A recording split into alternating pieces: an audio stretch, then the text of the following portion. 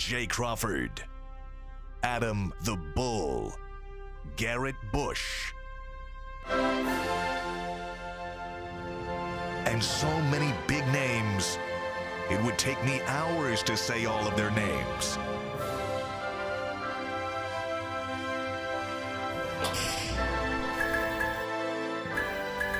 The ultimate Cleveland sports show. Booyah! Hey, it's Tuesday. Welcome to the Ultimate Cleveland Sports Show. Mike Polk's in the middle chair. I love listening to you guys rush and get sports talk in before we start the sports show. You're like, hey, why did they take the knee there? They should go, oh, hey, welcome to the show, everybody. We're talking about the end of that Eagles-Commanders game last night. People might like to hear your thoughts on that as opposed to rushing through it while the open is running. Taylor Hinchke taking the knee at the end was a smart move, but I hope the league addresses that. Yeah, because he waited till the last second until the defensive player had made his lurch. Then he drops the knee. Well, what are you supposed to do? He found a loophole. It's like I think it is a loophole. It is. It's like playing when you was playing younger, when you were kids playing red light, green light. Yes. You're like red light, green light, red light. Now, what do you mean? Yeah, you can't. You can't just speed that up. Well, Kenny Pickett, you remember the play that he made when he was playing at Pitt, where he faked the slide, but never touched? That was one of the. That's like the slide into second base that Roberto Alomar made so popular, where he would go head first and he would pull his left arm away. Right. Yep. And that was the target, and they'd swipe at it, and it was gone, and he'd tag it with his right arm. Yeah. It's brilliant. It is, but it's also infuriating, and it's like, that probably shouldn't be happening. Right. Didn't they change that for Dan Marino, too, the famous fake spike? Fake spike. And then throw up top. And, Yeah. And I think they changed the rule where you can't.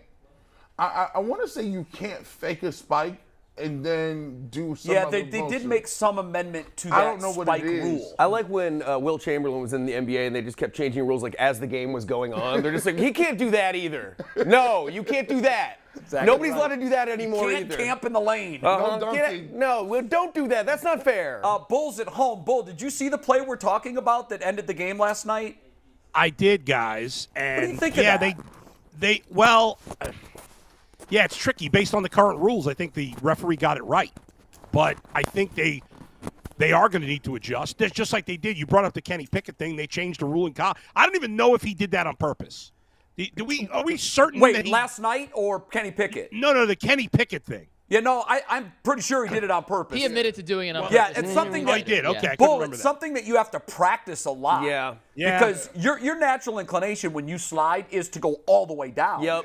You have Right. to practice that. He did like a where ballet Fair. move. It really is a It ballet was. move. It's very tricky. But they changed the rule in college over did. that. Yeah, so they you did. can't do that, and they may adjust in the NFL. But, guys, I think yesterday showed what I've been screaming and yelling about all along, is that the NFL, unlike the snooze fest that is college football, in the NFL, every week is unpredictable. And this idea that the Browns, more than any other team, are high and low, every team or most teams are high and low. And we see it every week with games that we're like shocked that a team won.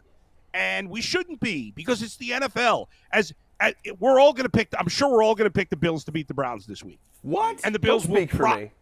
Well, okay, maybe not Mike, because I know Mike is Mr. Optimism. Have you guys seen the when it weather comes to the Browns. forecast for Buffalo, by the way? it's going to be And bad. it's a big snowstorm. And irrelevant. Yeah, cold and snow. You know what I was thinking about? But the reality is, guys, let me just finish, G, real Okay, quick. go And ahead. the reality is that even though we all think the Bills are going to win, and even though the Bills probably will win, it's only an 8-point spread on the road. I mean, it's not like Right. that's a crazy number. It The jumped to Browns 10. could still win. What's that? I saw 10 this morning. I saw 8.5 this morning. But the point And Bull, is, that is a even big if spread. That's a big spread in the NFL. for the NFL, it's big. That's but big. It shouldn't. If the Browns win the game, it's an upset. But it's not like the most shocking thing that's ever happened, because 8-point favorites lose all the time. Yeah. You know, Yeah, I was thinking, Bull, you know, you were saying that, and I went home.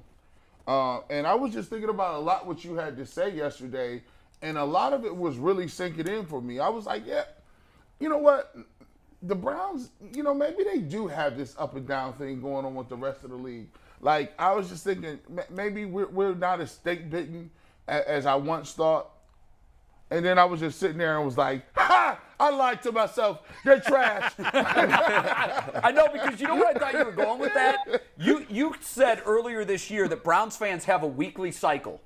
On Sunday morning, we're as jazzed as we can be, and we've convinced ourselves they are going to beat whoever they're playing. Yep. And then by Sunday afternoon, we're like, nope, they're trash, just like I thought. And then Monday, it's like the 7 stages of denial or of acceptance or whatever that is. You go through them day by day, and I thought you were already starting to lean towards, maybe we got a shot. We're already convincing ourselves that a weather report about Buffalo might have some relevance on this game, as if it's just as if they play that might favor they're from us. Los Angeles. They're from Buffalo. Can I say one thing that terrifies me about the forecast? Yeah. Please.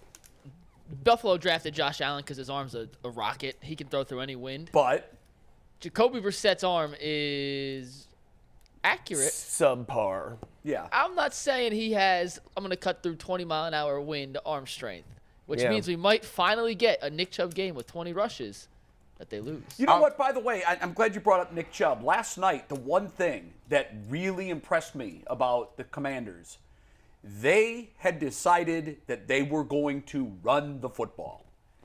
And I understand that it's a passing league now, but if you also think that the league is stagnant and that because it's a passing league now, it's always going to be a passing league, you're kidding yourself. Because the league is a copycat league and it revolves. It always revolves.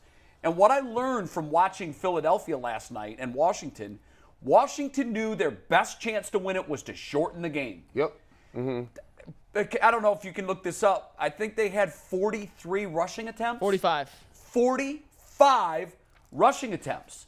And, they've got an okay running game. It's not the Browns' running game.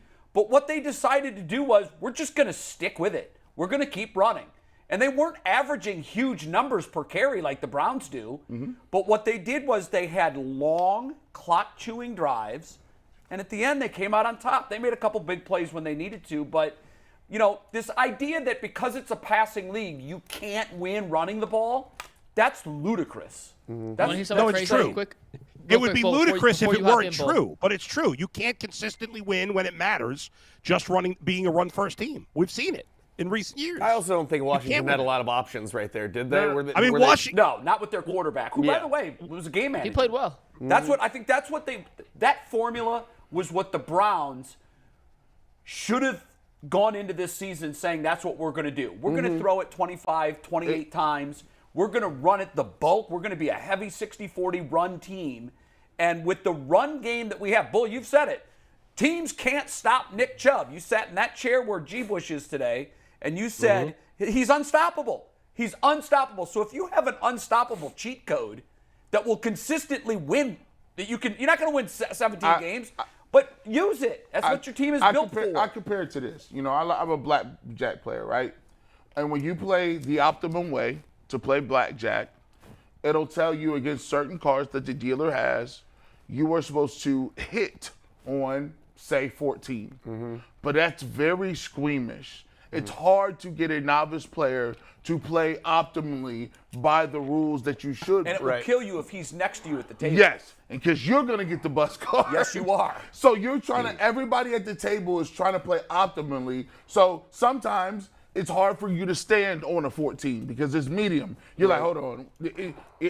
I could get a card and I could get better. I'm a little scared about what he has face up. And it's hard to get people to do what they're supposed to do in the long run. So our coach is a lousy blackjack player, is what you're saying. You guys are killing me. You guys are literally killing me, going to put me in my grave. The Browns have not lost a game because they haven't run the ball enough. They are losing games, as my camera shakes for you, Mike, because I'm banging the table. They have lost their games because their defense sucks. It's really that simple. But their passing game has been good. But watch, when your defense sucks, what's the best thing you can do to win the game? Because that's what Washington did last night. Keep your defense off the field. When your defense sucks, you hide them. And Jay, them off the field. Washington also did it last week. They ran the ball more than they passed, and they lost. So it just doesn't work this week. They lost. Who'd they lose to, Bull? Minnesota. Who is? The best team in the NFC. 8-1. And you know what? No, they're not the best team in the NFC. Philadelphia is the best team in the NFC. They just played. What do you mean? Are they? They're both 8-1. I don't know. Who's better? Okay. Philly smoked Minnesota earlier this year when they played one head-to-head. doesn't prove. You said they ran, so they win. They won the game because Quez Watkins fumbled. If Quez Watkins didn't fumble, they would have lost. Bull, you're hearing what you want to hear. What you're not hearing is when your defense is bad, you keep them off the field. Ball control. Ball control. Jay, how they do you haven't keep a lost defense? any games. They haven't lost games because of their play calling. They've lost games because of the defense. Bull, I don't know what else to say anymore. Your head is like concrete, Bull. G. Bush, let me talk to you because I think you understand what I'm saying. Okay, just ignore me. Go ahead. If your weakness, I'm trying to talk to you, but you're not hearing what I'm saying. I can't get a word in. You're translating. I am hearing you. You guys keep talking about some arbitrary number of 20 running carries. It's so stupid. Who brought that up? Who brought that up today? I haven't brought that up. Bull, G. Bush, let me talk to you. If you have a weakness, and we've definitely recognized what our weakness is, what is it? Our defense is terrible. Okay, so what you would love to do, what was the time of possession skew last night?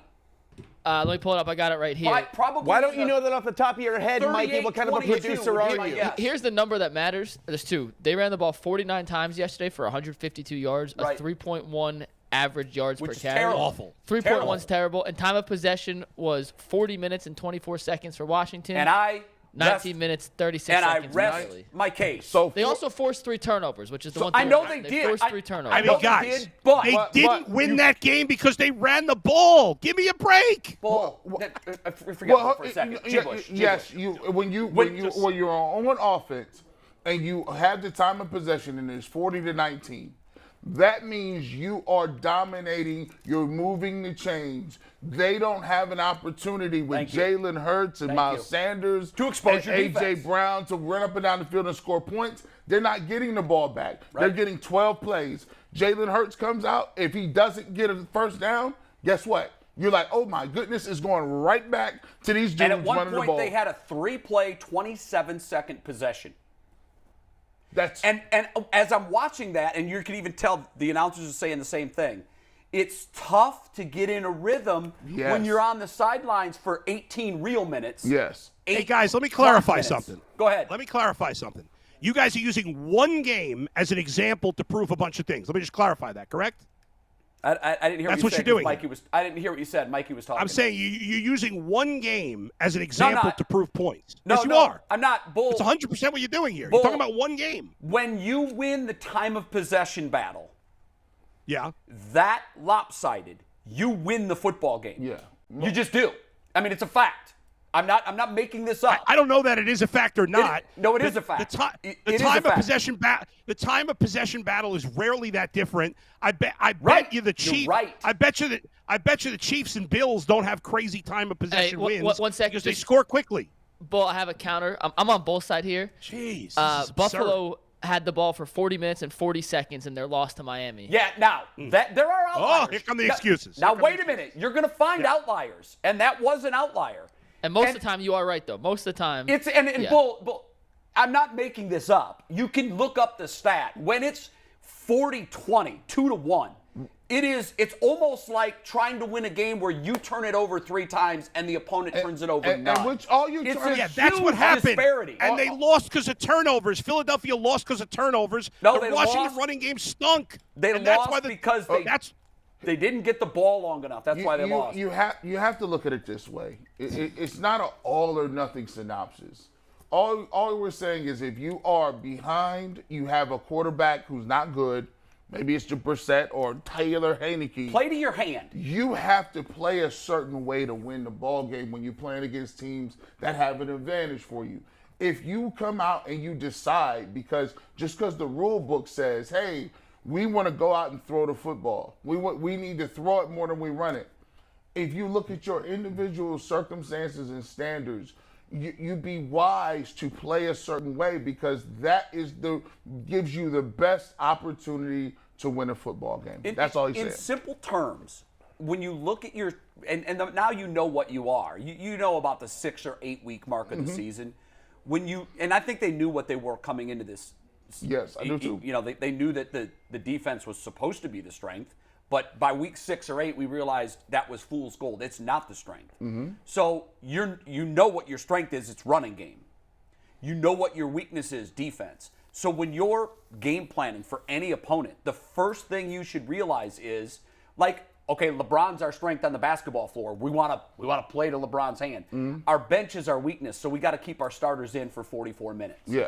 So in football, when you're starting your game plan, you know this. Because your run game is your strength and your defense is your weakness, if you can keep your defense off the field for the vast majority of the time, that means that your biggest weapon is on the field for the vast majority of the time. That's true. So then I guess every team should just run all the time with time of possession. Not if that's not their strength, Bull. Guys. So let me ask you this. Hold on, Bull. Mike has been Bull, listening very patiently. I've been very patient. Go ahead, Mike. I just want to sum up really quickly what you guys sound like to me through all of this right now, this whole conversation. Like quibbling siblings. No, here's what it sounds like. To me, trying to pinpoint what's wrong with the Browns and talk about whether it's time of possession or whether it's the defense or whether we're not running enough or whatnot, it sounds like when the Titanic hit the iceberg, it'd be like if you guys were all of the crewmen huddled in a room with like charts and talking about what went wrong while the ship is going down. And you're just like, well, we shouldn't have hired these guys with no experience. Well, what if we would have poured it earlier? Maybe we should have left early. And meanwhile, the ship is just going down, and it doesn't matter exactly why the ship is going down, whether you pinpoint the problem. There's no shortage of problems, and a bunch of things went wrong that caused the Titanic to wreck. But the point is, the thing's going down, and I just feel like it's so silly right now to be discussing exactly what the reason is that we're all sinking. I don't think we're going to find it. As opposed to like grabbing buckets and throwing water out? I don't know. I just feel like we should be like, maybe look at, like, for example, I'll tell you what we should be doing. I think we can agree that so far I'm not going to say it's a lost season, but right now the rest of this season is going to be a preparation to see what we have and what we have to work with once Deshaun Watson comes back to this. Once Deshaun Watson, I want to see what Jerome Ford can do when given So carries. if you guys are, to continue my metaphor, what we should be doing is rather than talking about how we're going to time out possessions and stuff like that, we should be talking about still how can we get the most people lifeboats that we possibly can right now. How can we make sure that some incident like this doesn't happen again? Rather than trying, because it's going to be a totally different game as soon as Deshaun Watson comes onto the field. He can practice this week. That was our first topic on the show. And he's going to be on the team. So everything that all that matters is what moving forward, what's going to happen. And all of this is pointless right now because we're doing it with Jacoby Brissett, and it doesn't matter. So we should be talking about moving forward. I got one point. Can I just ask one last question? Sure. Bo can ask a question. Okay. I have a point, then we'll pivot to Watson talk. And Mike is right, but I'd like to ask this one last question. Can you guys name for me the game they lost because they threw the ball too much? Oh, God. I really tried, Mikey. I know you did. I tried, Okay, Mikey. Mike, I tried. I couldn't get us out. Just answer the question. Here's just the stat. So nobody's going to answer the question? Titanic metaphor to get us out of that. He fought through my Titanic metaphor. I know he did. He did. He Can you just answer the question? right through it. He plowed right through it. I'll answer it, Bull. Like an iceberg. Yeah. I will, because it's not like, or you could say, well, this game. The overall 30,000 feet view is their defense has been on the field way too long this season in all of their losses. Thus, they've been exposed. What I'm saying is, instead of individual Atlanta, this one, that one, what I'm saying is, you knew what you were coming into the season. We should have been dominant run because that's our strength, and it keeps our defense off the field. That's what I'm saying. All right, let me tell you this, Jay. Let me tell you why. We got to get to Hold some on, Mike. stuff. Let me just make a point because Jay's wrong, and I just got to clarify. Number one. Concrete head. Number one. You couldn't give me an answer. None of you. Number I gave two, you an answer. You didn't. Number two. Where do you think the Browns are in time of possession this year? Probably middle of the road. And, they're fifth. They're fifth, Jay. Okay, what's the number? Give me the number. They're 31-53 is fifth. Yeah, 31. So what you just Jay, showed me they're is fifth. You're wrong. Take the L. Bull. You're No, wrong. I'm not taking they're the fifth L. in time of possession. I'm not taking They're the fifth. L, Bull, because we got to get to they're Watson. a run team. Last night was the recipe to win in the NFL when you're outclassed. When you're outclassed, any coach will tell you. Are the Bengals maintain a run possession. team? No. Are the Bengals a run team? Nope. They're third in time of possession. Okay, but again, Bull, you're missing. Jay, you're wrong. You said their time of possession is not good enough, Bull, and they're fifth. So you're wrong. Bull, you always do this. It's a passing league, so you always want to say where Nick Chubb is in carries. It's a passing league, and they're a running team. He should be first. There's 10 running teams. They're not the only running team. You said they're not good at time of possession. They're fifth. I wish I knew more of those words. Just hum it. That was me being Celine Dion. Just hum it. That was me being. By the way, I like the two-part That's the harmony theme from that Titanic. G-Bush was at. He added Yeah, really yeah. nicely. Hey. We should practice that at home. Mike McNuggets, let me talk about 37 seconds. The Browns are 37 seconds away from the best time of possession in the Oh, league. that'll, Yeah. but That's that'll the problem. do it. Hey, here's what that'll we do it. That's the 37 problem. seconds. I'm implementing a rule. No more time of possession talk today. If Here's anyone the- mentions time of possession, Yeah, I'm killing your mic for 2 All right. minutes. I have proven I'm right as usual, and let's move on. By the way, here's what I'm open for as we go into the Deshaun Watson conversation. I'm actually good with redshirt Nick Chubb. I don't want to see him on the field the rest of the year. G. Bush, save that thought. We'll get to that. Yeah, no, look, that's actually a very good thought. We talked about this after the post-game show, but just trust me. I got to read this quote from Albert Breer in his article this morning because Nick Chubb will take us in a different direction. Yep, We I got to saw hit it. this with Yep. Watson. Yep. From Albert Breer, and I quote, maybe the news peck here is, to my understanding, Watson will get some, albeit minimal, practice reps with the first-team offense this week to acclimate him back to the group and the group back to him. It'll be important for his teammates to hear his voice and cadence in preparation for his return in 20 days. Yeah. And one of the questions was how much work should he get in practice? How many of the reps? So if you're splitting the reps this week and then next week, let's do both weeks because obviously it's going to increase. G. Bush, you want to see him at practice and reps what percentage this week? This week, 50-50. And we're going to move That it. heavy? Oh, yeah. You still got to go with Brissett, though. Brissett is okay. He's a relief pitcher. Yeah. He's a veteran. He knows what it is. He done played enough games this year to know what Stefanski like to call, how he going to move it. I'm running 50-50. I got him 50 this week. I got him 75 the next week. Really? That heavy? 75. Because they have no shot to beat Buffalo. Zero. So they can run 100% with Brissett. Nothing's going to happen. That next week, who they got the next week? The Patriots. Patriots. We already played the Patriots. No. I'm sorry, the Buccaneers. Buccaneers. The Buccaneers. Whatever. 75%. He's going to get. So I'm wondering, is that because you're white flagging these games and you just want to really get Deshaun Watson acclimated and up to speed? Or Yes, that's what it's all about. yeah. Everything. So Well, if it is, then why not give him all the reps? Well, you got to keep him so he's ready for the game. at least you know the first 10 scripted plays. Anything past that, is a you're wrap right about anyway. that. Yeah, have you seen him adding a lot of wrinkles in the off weeks that we need to adjust I'm putting for? him, and because he'd be smart to say this.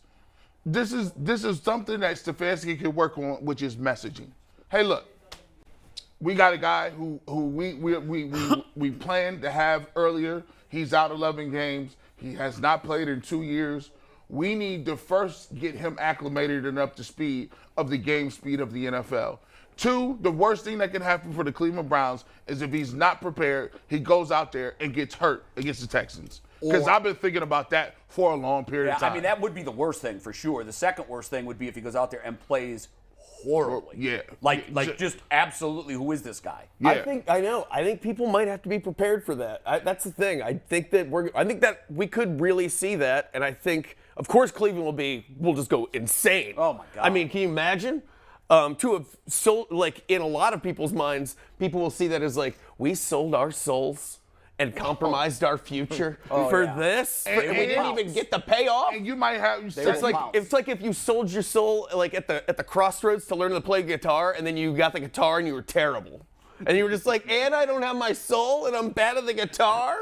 He could Never sell your soul. Don't do it. Deshaun Watson could save their season without even going to the playoffs. Just by looking great. By giving hope. By Giving us hope for 23. If he looks great and they moving the ball, I don't care if they lose every single game from now on. If they lose all of them and he out there throwing for 300 plus, the offense looks completely different.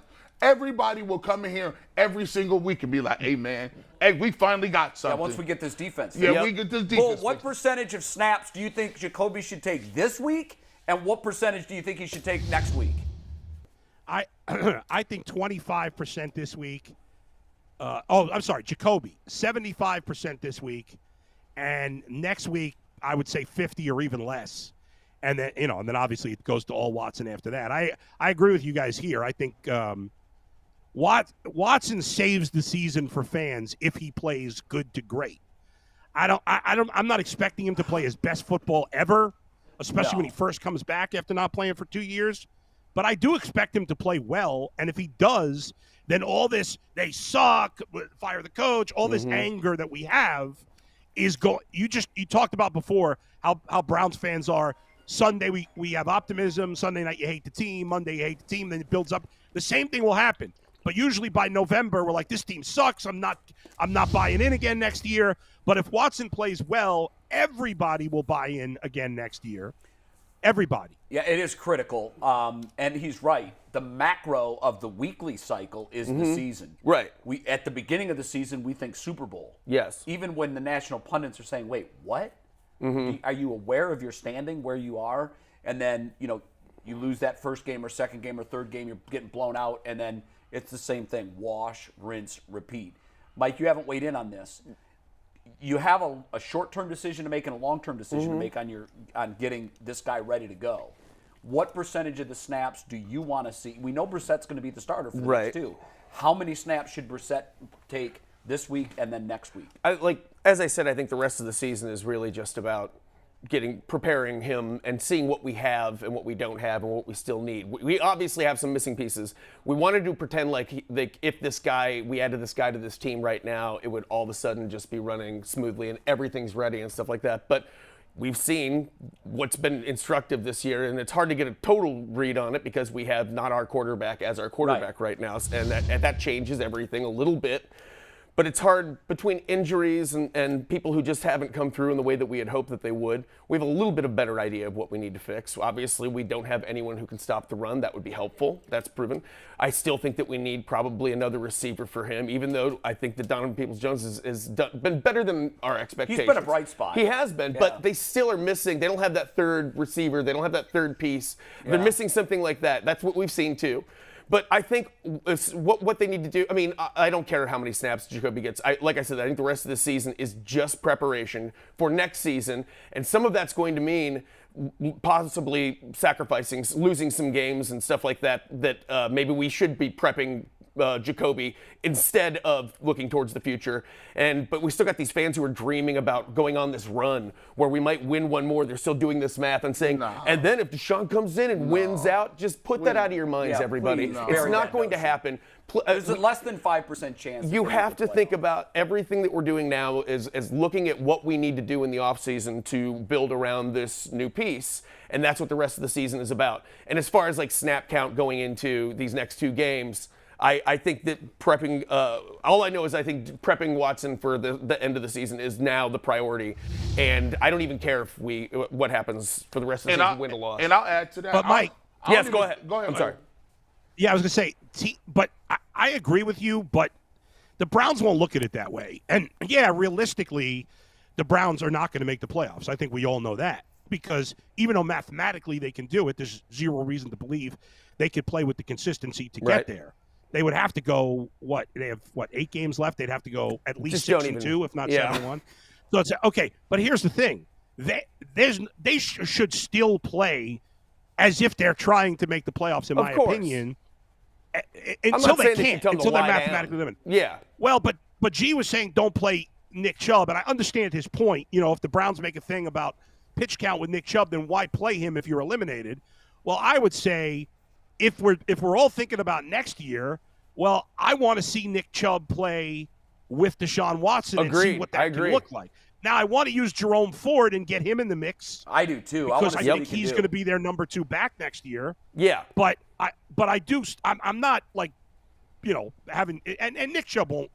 He'd be furious if they tried to just redshirt him the rest of the year. Yeah, it just shouldn't be a priority to make sure he gets 20 touches. It should, certainly. But you should see him. The way I'm looking at it like this is, it's not like they there's a middle ground, right? It's not like they really going out their way to use him now. Right. So, hey, what's the difference between 11 carries or 6, right? Like, for me, I don't even really want to see him running the ball. Forget all that. Listen, Forget all that run because stuff. We know the likelihood of injury at that position is high. Right. Why roll the dice if you don't need to roll the dice? I'm like, and to me, you know the Browns can run the football. Mm-hmm. Do you know they can pass it? Do you know if David Bell? Now you get an opportunity to really look at your receivers, right? What is Schwartz? What is Schwartz? What is Bell? Yeah. What are some of these other guys? What is Jerome Woods? Ford? I want it to be the Dearness Woods. Johnson show right now. You know what? There's a lot of validity to that. I know it does seem like you're just waving the white flag and you're going to lose. But here's the flip side to that is normally if you're in that mode, tank, there's a payoff in the draft pick. Right. There is no payoff. No, it's just got to be the experience and to see what we what learn. you have. Yeah, what we learn. That's it. And we have to just come to terms with that. Because we got to decide whether or not I'm with you, Polk. If I'm going to the grocery store, it don't do me no good to go leave the grocery store, come home and be like, man, I forgot to go ahead and check and get this lettuce. We need to know if we need a receiver and now. Like the stuff they did this year with the receivers and the defensive tackles, that can't happen anymore where you think you got some young guys that you're going to play and then those young guys you got aren't worth a hill of beans. You need to know what you got before you get there so you can say, okay, free agency, I'm definitely getting a defensive tackle. I need to move on from this guy, this guy, this guy. But I need to know what you got in some of these positions. I know what Nick Chubb is. He's a monster. We'll see you next year, Nick. See you next year, buddy. I just love to use the term hill of beans. That was my favorite. That was from Dad. That was straight from Dad. Yeah. Dad got You that. know what's nuts to me is that Yeah, okay. I know they tried to trade him, but I just can't imagine that there wasn't a taker for Kareem Hunt. When you look at the guys, the running back, now obviously McCaffrey's the top of the hill. Yeah. And you knew he was going to get a haul. Well, But you know who probably has the scoop on that, if I had to guess. I'll bet that'd be Miss Mary Kay, who's with us. Maybe Probably. she knows. And If anybody Mary Kay would, Cabot it would is on be with her. us. Hall of Mary Kay, Famer welcome. Mary Kay. Hall of Famer is Mary right. Kay. Why we Hey, couldn't Mary get, Kay. Mary Kay, let me jump in because these guys Let are Adam yell at you really three quickly. nudniks here. These guys are nudniks here. Now we're nudniks. Hill of beans, Yeah, nudniks. nudniks. It's a real swear fest out here. Mary Kay, these guys keep complaining that Nick Chubb and Kareem Hunt don't get enough touches. Oh my gosh. Even though still doing combined they have more rushing attempts than any other backfield combo in the league. So He's what would you infecting say? the Are they not guests getting the with it ball now? enough?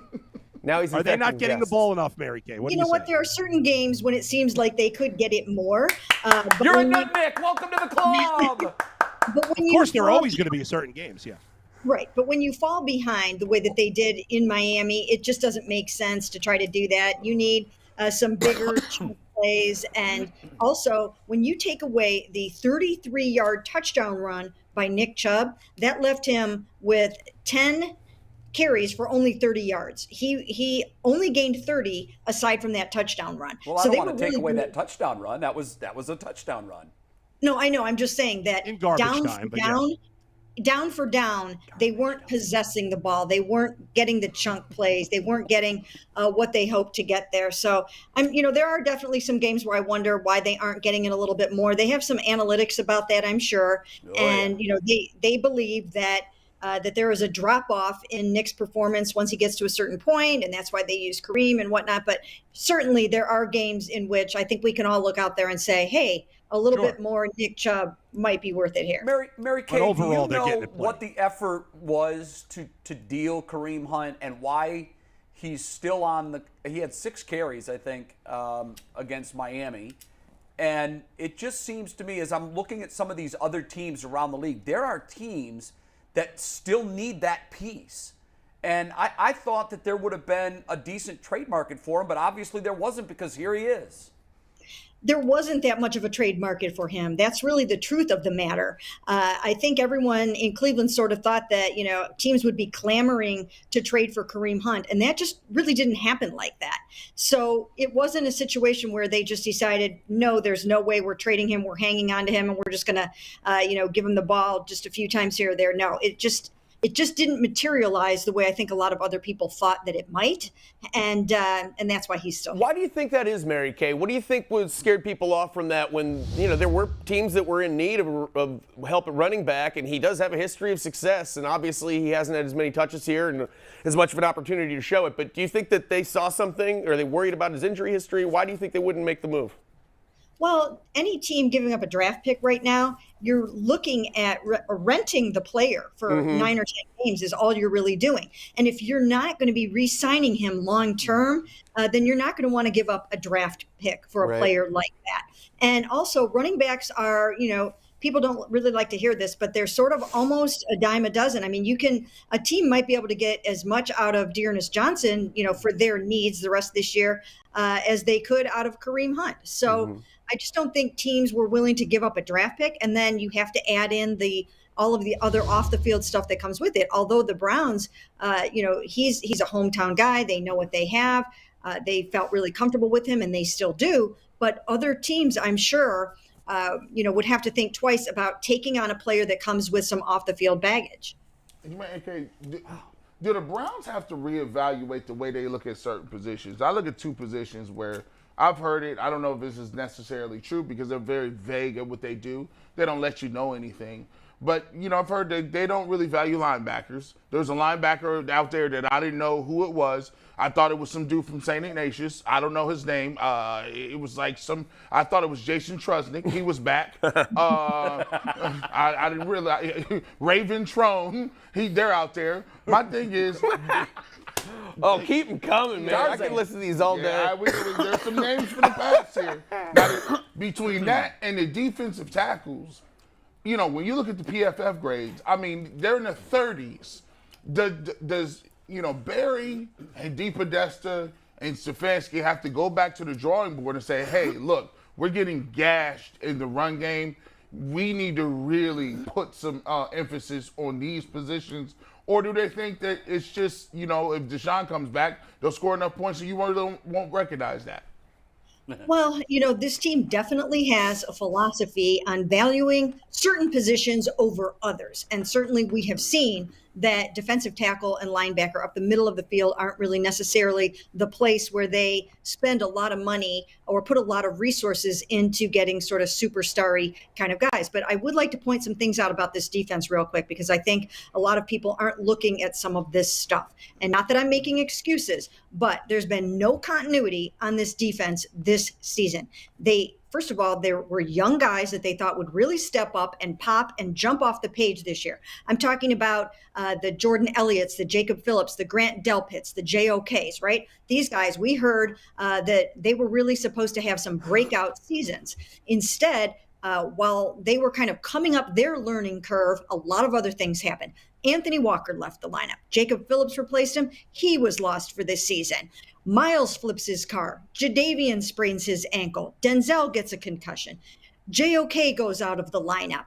I mean, it's been one thing after another. And they have had all these guys that they thought were supposed to have really, really good seasons.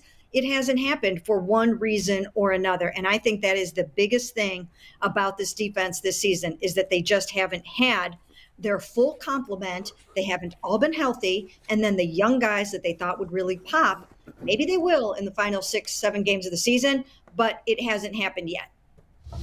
Mary Kay, first of all, before we jump back on the Browns here, let me say, we should have said this already.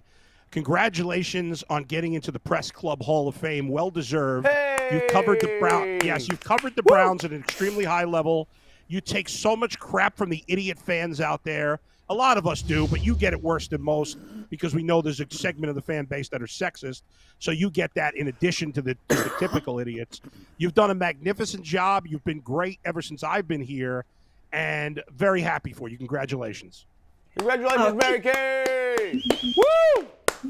Thank you, guys. I really, really appreciate that. Again, I'm very humbled and honored for this award. I thought Terry did such a nice job with the column that he wrote over the weekend. I was very grateful for that. And you guys have all been great. You guys are some of my favorites for sure. And it's just been a really nice run. Do they give you a jacket? Thank you. Do you get a jacket or a pin? Or a You trophy? get like a discount jacket. You get a discounted Red Lobster or anything?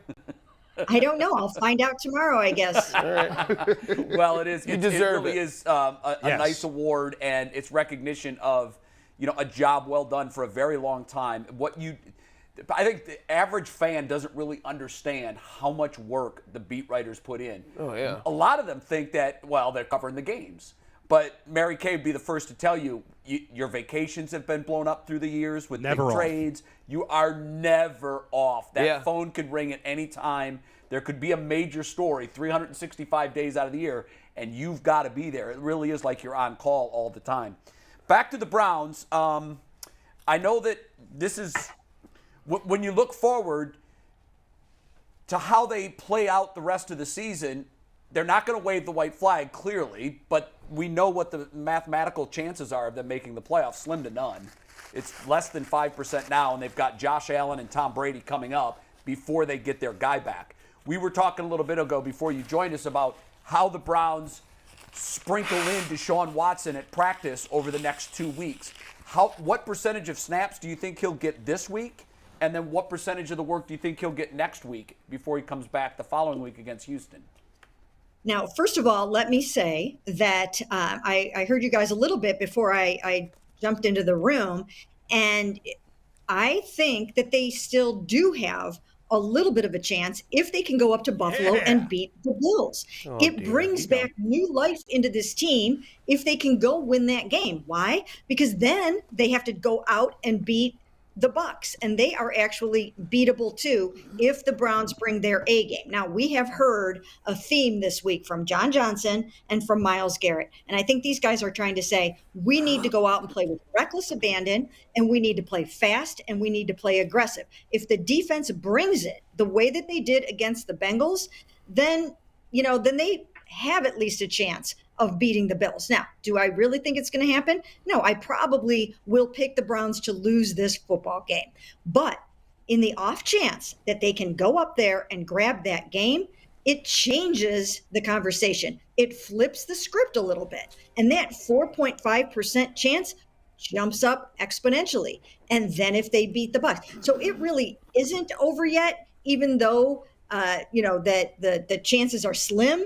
They still have so much to play for. What's I do think, bothersome, No, but I need to point this out real fast. That's why she's in the Hall of Fame right there. She's been doing this long with this team and still maintains that sort of positivity and that sort of hopefulness, and that's what you deserve to be in the Hall of Fame for. So you're saying there's a chance. It is, and that's Mary Kay, why the city loves you. Here's my problem with what you just said.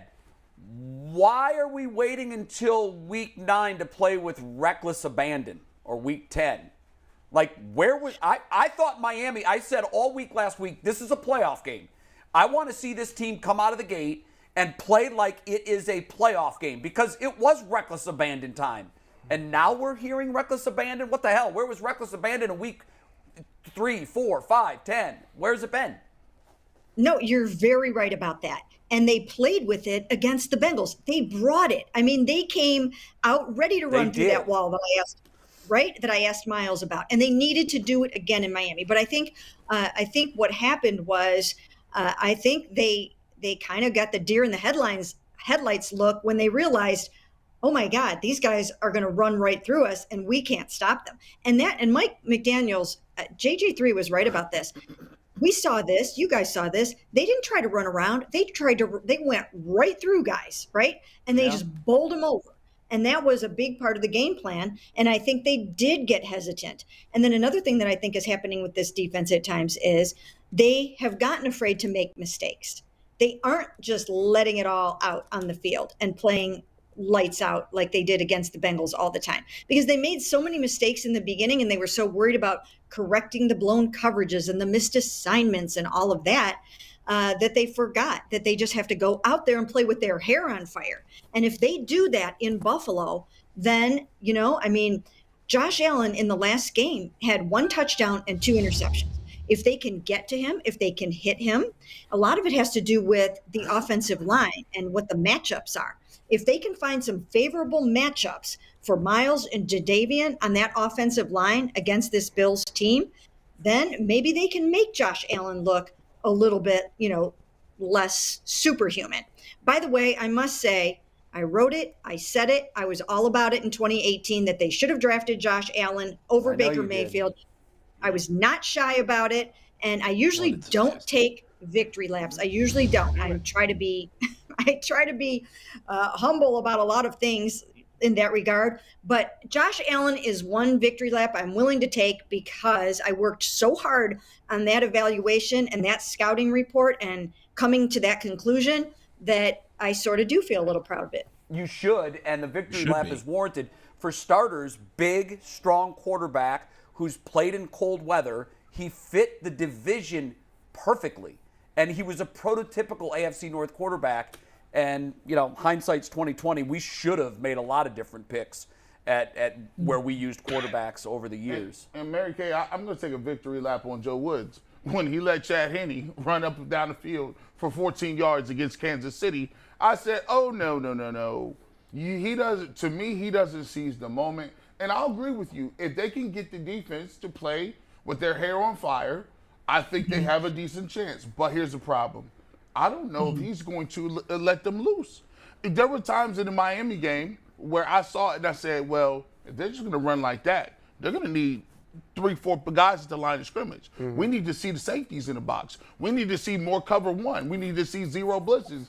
But he's so worried about, I don't want Tyreek Hill and Jalen Waddle to get loose. I don't want Tyreek Hill. And then all the other receivers killed him, and they just ran right at him. And to me, sometimes he doesn't make those adjustments when he sees it in the middle of the game. Everybody saw it. It was evident. They didn't care about the Tyreek Hills and Jalen Waddles. They said, today we're going to do what we see a lot of teams like Atlanta do, and that's run straight at you. I just don't know why he doesn't meet that aggressiveness with aggressive calls. Well, they're going to have to do it on Sunday. You're very right about that. They have so much talent on this defense, and they have to bring out the beast in those guys. They have to get them, once again, ready to run through that wall and be super aggressive and use their speed. Even without JOK on the field, there are still guys that have speed, that can blitz, that can do all the things they need to do. Now, Miles and Jadeveon each only played 44 snaps in that game. And I know what they were trying to do. I asked Kevin Stefanski about it yesterday. They were trying to keep them fresh in the heat. But you know what? Let it all out there. Those guys needed to play more than 44 snaps. There were too many times I looked out and said, where is Myles Garrett? You can't impact the game the way that he can if you're over on the sidelines. G. Bush, you didn't like that? You don't think it was cool that they wanted to make sure that he felt cool and comfortable during his time on the sideline? Well, the calculator says if it's 100 degrees on the sidelines, you can't exceed 44 He needs to be misted every other play. This is why that's what two-a-days is for. You know what they tell you? This is why we practice all them two-a-days to get you ready to go. You're going to have to go through some stuff during the season. Mary Kay, at least they were fresh when the game Speaking of Joe Woods, there is an avid Twitter campaign from a small contingent of the fan base that is #FireJoeWoodsing as we speak right now. What do you have to say to those people who are #FireJoeWoodsing right now on Twitter? Well, I think if you look back to last season, everyone wanted Joe Woods gone as well. And then in the second half of the season, the defense really picked it up. So I don't think it's a fire Joe Woods situation. I think it's, hey, let's see what this football team can do when, once again, when Denzel's back, when everybody's out there. But I will say that I do think that he needs to call a much more aggressive game plan, and he needs to get these guys really feeling like they're not thinking and they're just playing really fast, really physically, and if they can do that, these next 2 weeks, beginning in Buffalo, it could look different. Can I ask you what the transition is going to look like in your mind from Brissett to Deshaun as far as like the team? How is that? It's got to be weird for all of a sudden a team to have to accept this other quarterback and transition like this. Is that going to be a smooth transition, or is that going to be strange? I think it'll be a smooth transition in large part because they worked so hard at it before he left for his suspension. And it feels like he was back so quickly, back in the building, back in meetings. And he built up a lot of relationship chips before he left. He banked a lot of reps with guys before he left. He took the offensive guys to the Bahamas. He made a lot of close friends. He and Jacoby are close. So I think it will be a pretty seamless transition. The thing that I think that everyone's going to have to be a little patient about is the fact that quarterback and play caller need to get to know each other. The play caller is going to have to figure out, what is Deshaun like on third down? When does he want an RPO? When does he want to run out of an RPO? When, who does he like to throw the ball to on a fade in the end zone?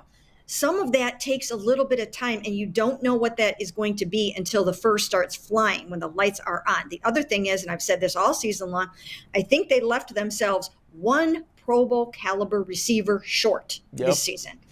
And I do really think that even though DPJ is playing incredibly well and good for him, he's playing so well. But I think that, they still need one more guy in the Amari category when Deshaun gets back. And unfortunately for him, they don't have that. All right, Mary Kay, congratulations again.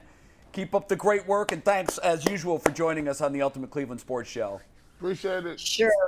Thanks, guys. everybody. Thank you. Whenever you can put the initials HOF in front of your name, after your name, that's a big deal. I use it all the time. I don't have the right to, but it You're does in your look parents' cool. Hall of Fame. I am. So it is a Hall of Fame. It's true. So you're a Hall of Famer. There you go.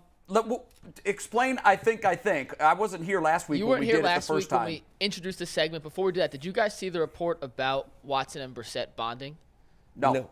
Well, there was this report that came out this morning on Twitter that the two met up every morning since Watson has been allowed to rejoin the team, and they shared Built Bars together, and that has combined Saw that their one come from love right and corner. appreciation and respect for each other to an all-new level. Got us Despite having again. $230 million Not me. guaranteed, Watson still uses promo code LOCKEDON15. You can't have enough money. So No, whenever cannot you have can enough save, money for Built you Bars. save. They're that good. 20 grams of protein. He's going to be in impeccable shape when he comes back. And that I had is, 4 on the way here.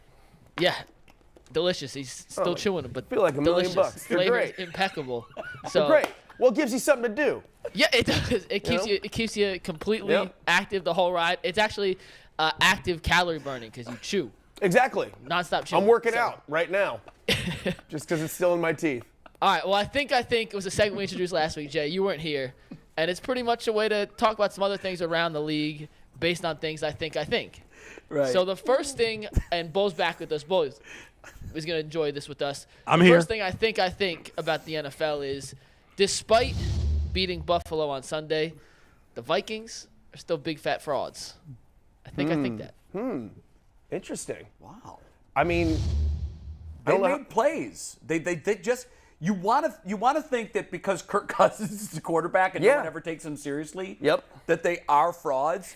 But my God, they just made plays one after another on offense and on defense. And I don't care what you just beat. I think the odds-on favorite to win the AFC. What stinks in their building? What stinks for him is it's only based on his history that people aren't excited about this team and about him right now. You're if he right. were a rookie quarterback that came out of nowhere and was performing like this and had this team performing at this level, we'd all be talking about this team like they were got the amazing. Kirk Cousins But baggage. he does, and unfortunately, he's going to end up like, look how far into the season we are, and we're still like, nah. And I get it, Nuggets, I really do. But like, he's got to win something before people are going to let him pass It took this. a miraculous one-handed 4th and 18 catch of the century by Justin Jefferson. An unreal fumble At the goal line. On the goal line to recover a touchdown.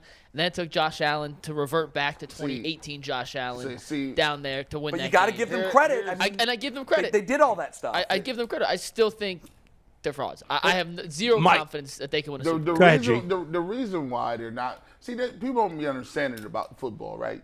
Football, like when you play it, like there's this thing where people will say, oh, well, you that was a fluke. No, none of that is a fluke. You need people on your team that rise to the occasion and make plays in crunch time. And you said like Justin Jefferson is not a stud. He's a stud. Oh, he's unbelievable. Dalvin Cook. He's amazing. Dalvin Cook is a stud. Right. Yes, he is. So when it ain't like they don't got ball players. Right. And I think a lot of what we do is we say, okay, well, Kirk Cousins not that good. Well, Kirk Cousins been throwing for 4,000 yards a long time. Yeah. And I could go back and I always say it. The formula of, quarterback not putting up these crazy numbers, when you go back and watch Eli Manning and the Giants, Eli Manning is not anything special. He wasn't Peyton. He wasn't Peyton. He wasn't nobody in his era, right? But what they did is they had 3 running backs. They had a strong defense. They had 1 receiver in Plaxico Burress. And what they did is made plays when they needed to make them plays. That's it. And so that's the type of ball game that can translate in the playoffs. But people like points, flashy numbers, fantasy football with a lot of guys. But when you get to the playoffs, you can win a game by being solid. Yeah, I don't think I don't think they're going to the Super Bowl, but I think they're a very, very good team. They play the Cowboys this week, so we'll find out. Yeah, we will. Mike, what's up? So you're right. I agree with you. I think they're a fraud also. They are playing very well. There's no debating that. And Kirk Cousins happens to be, you said people want the fantasy numbers, G. Kirk Cousins is a better fantasy quarterback than he is an NFL quarterback, in my opinion. Ooh, shots fired. I say he goes for 4,000 every year. He does. Yeah, but he's not as good as Eli Manning. I mean, he's not going to the Hall of Fame, but he's been in Minnesota 5 years. They've had Dalvin Cook there the whole time. They didn't have Jefferson the whole time, but before Jefferson, they had Diggs. So they've always had, and they've had Thielen the whole time. So he's had this excellent talent around him. Now their defense is playing better this year. They've also played an extremely favorable schedule. There's a great win over Buffalo. The rest of their wins are against bad quarterbacks mostly. I think the only other decent quarterback they beat was Kyler Murray. They beat the Dolphins in a game that Tua didn't play. So, but they feel to me similar. They got better wide receiving talent, but they feel to me like the Titans, a team that wins a lot of games and flames out in the playoffs. That's what I think they're going to be. And Kirk Cousins has won one playoff game in his career. That's the baggage. And he's been in the league 10 years. Until he proves it in the playoff. Like Andy Dalton used to go to the playoffs every year, but nobody thought they were going to win. And the Bengals had some good seasons with Dalton, but I never thought they were going to win because I was like, well, Dalton's going to choke, and the team's going to choke when it matters. And the Vikings got to prove that in the playoffs. Regular season wins against these bad teams they beat generally are not going to change our opinion on it. But we do have, I think in the whole pantheon of things, I think this era is skewed a little bit because just like we look at the Jordan era, when Jordan won all those rings, we didn't say, oh, man, Patrick Ewing never won, Barkley never won, Karl Malone never won, John Stockton. You could go on and on and on and on. No, but that's not a good comparison. I'm not saying win a championship. I'm saying he's won one playoff game in 10 years. He's 10-18 career in primetime games. So what I'm saying to you is when you play in an era where you're playing with Tom Brady, and he done won how many? Aaron Rodgers, and now the young guns. What does that have to do with winning one playoff game? Yeah, I see what you're kind of saying, Bull. I mean, G, but I think you're pulling too extreme. Brady was in the AFC for the majority of Cousins' career. He has baggage. There's no question. When you look at Kirk Cousins, you think of you like that. Yeah. That was just kind of a generic. He's your guy. But he's your guy. That's your like you like that. It's like seeing the hot. You see the hot girl, and she says she has a boyfriend, and then she said my boyfriend goes to another school. You meet him, you be like, you with him? Yeah, it is. He does seem like that. Like you got all these people. He is that guy. The word fraud is too much. Yeah, that's why Super Bowl fraud. Maybe I should have clarified. Okay, yeah, Super Bowl fraud. I don't think they're as good. Real quick, Kirk Cousins' numbers just for everybody: 7th in the league in passing yards, 9th in touchdowns. He's 30th in interceptions, and his total QBR, 21st in the league. So, based on that one metric, maybe not as great. We got 4 more to get through real quick. Yep. Let's get to the next thing. I think, and I'm pretty damn convinced of this one. Josh McDaniels is the worst head coach in the NFL. Yeah, right and now. And I cannot believe that he got a vote of confidence from Mark Davis that he'll be the coach next year as well. What else was he they're gonna do? paying him so much money, Mikey. What else? They're paying him so much money. I never thought they should hire him in the first place. Yeah, I didn't either. I don't know why he had to get a second chance. It was so bad the first time around now, and it seems like only certain guys get a second chance. He's one of them. It's been a disaster. I still wouldn't fire him. As bad as it's been, I wouldn't fire him. I think firing coach after 1 year is generally stupid. Mark Davis should have known how bad he was, too. I mean, he coached in his division. He saw it up close and personal. And it's the same exact story. It is just years are so important though, Bull. That's the thing when you think it seems like you're right, but what more do you need to see? Like you want to see another year of this? If you don't move on the second you realize you made a mistake, you're compounding the mistake. Yeah. And that's why I don't know that Mark Davis clearly hasn't seen that it's the wrong move. But my God, and owners are so reluctant. Owners are so reluctant to acknowledge that too. Think about what we saw Sunday. The quarterback, the leader, the face of their franchise, stood at the podium and, without naming names, rolled on teammates. Yeah. While crying. I mean, That's that's just the not a facts. great look. It's not a great look. No, you don't. Yeah. Not a great look at all. And he might be right. There might be guys in that locker room that have given up. But right now, there's a lot of dysfunction there. And I'm just stunned that they've added not just an elite receiver. I think they added a top 3 receiver in the league. Some believe he's the best receiver in the league. And they're 2-7? He's And they made the playoffs last year. They've also blown 3 17-point leads. Only one other team in the NFL has done that once this year. It's happened 4 times. The Raiders have done it 3 times. The rest of the NFL has done it See, once. that's head coaching. I'm so glad it 17 wasn't points us. leads. To me, that is head coaching. And he just sometimes, and this is the thing, I think Brad said it the other day, some people is just coordinators. There's nothing wrong with that. He's an all-time great coordinator. Sometimes when you're a coordinator, you miss a little bit here or there. And I think when it comes to coaching, it's the people skills. I think that one of the things that we've let go in the NFL is complete people skills and the difference it makes when you're able to communicate effectively. Look at last year, they had a guy who had never coached in the NFL as a head coach. Bisaccia came on. He was the special teams coach, I think. He came on, led them to the playoffs after the Gruden debacle. Right. And the team clearly rallied around this guy. Right. There was a love affair between the players and the coach. And that's why sometimes we talk about Kevin Stefanski and this CEO role that you have to kind of play. Yeah. You're the glue. You're supposed to be involved in everything, not micromanaging the offense. You're supposed to be involved in every facet, every relationship of the team. And when he didn't get the job and they went the traditional corporate, let's bring in this highly successful coordinator because that's what teams do, you're seeing that sometimes the NFL book is just wrong. You can't apply the book to every situation. They had something going. They had something special there last year at the end of the year when they came in and played their asses off for this guy and made the playoffs. And it's just like they added an all-world wide receiver and a new coach, and the whole thing is circling the drain already. Yep. And so that's why that position of getting the right coach that fits with that team is so imperative. What's your next Number 3? I think. We saw the Eagles lose last night. We saw the Colts win this weekend. So I think the Eagles are going to absolutely crush, smoke, batter, pick your adjective, the Colts on Sunday. The line's 6.5 right now. Is that in Indy? Lock of the century. It is in Indy. Yeah. And it's irrelevant where it is. It's the lock of the century. The Eagles are going to absolutely blow out the Colts. Coming off a loss, there's a little tape on Saturday. And What that do you play guys think caller. about that? I mean, that seems pretty relevant. Yeah. I don't know why you're so aggressive about it. I mean, you're just that confident in the fact that. Yeah, when you say I think they're going to absolutely blow them out, that's not I think. That's true. That's actually true. That's a definitive. They're going to kick That's their... less I think, and more of it's going to happen. Yeah. And everybody thinks that, no? They're a huge favorite. No. They are. No. I don't agree with that. See, there's a couple things where this is a setup game.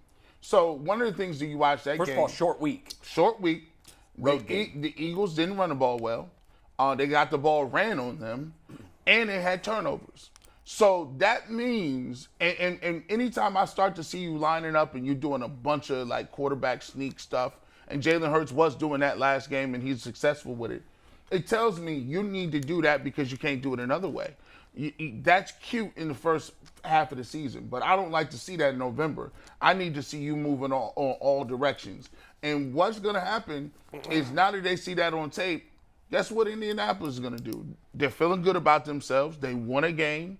When everybody, did you see the post-game locker room? When everybody, it was awesome. It was awesome, and what I talked about with Bisaccia last year with the Raiders.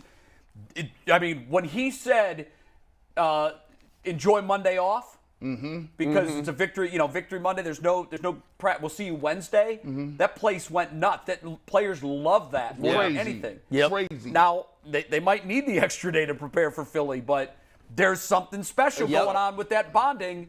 And sometimes you can't explain the chemistry. And it's worth missing a practice day to foster that. You're right. And now you're gonna see coaching.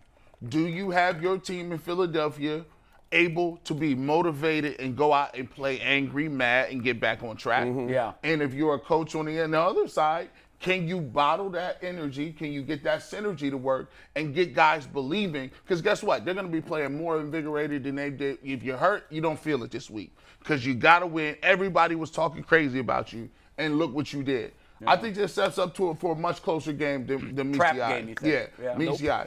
Not a chance. All right. Guys, I think the Eagles are going to win by 20. Thanks, Bull. I think the Browns hired Freddie Kitchens because of the momentum from the year before, and it didn't work. Sometimes it does.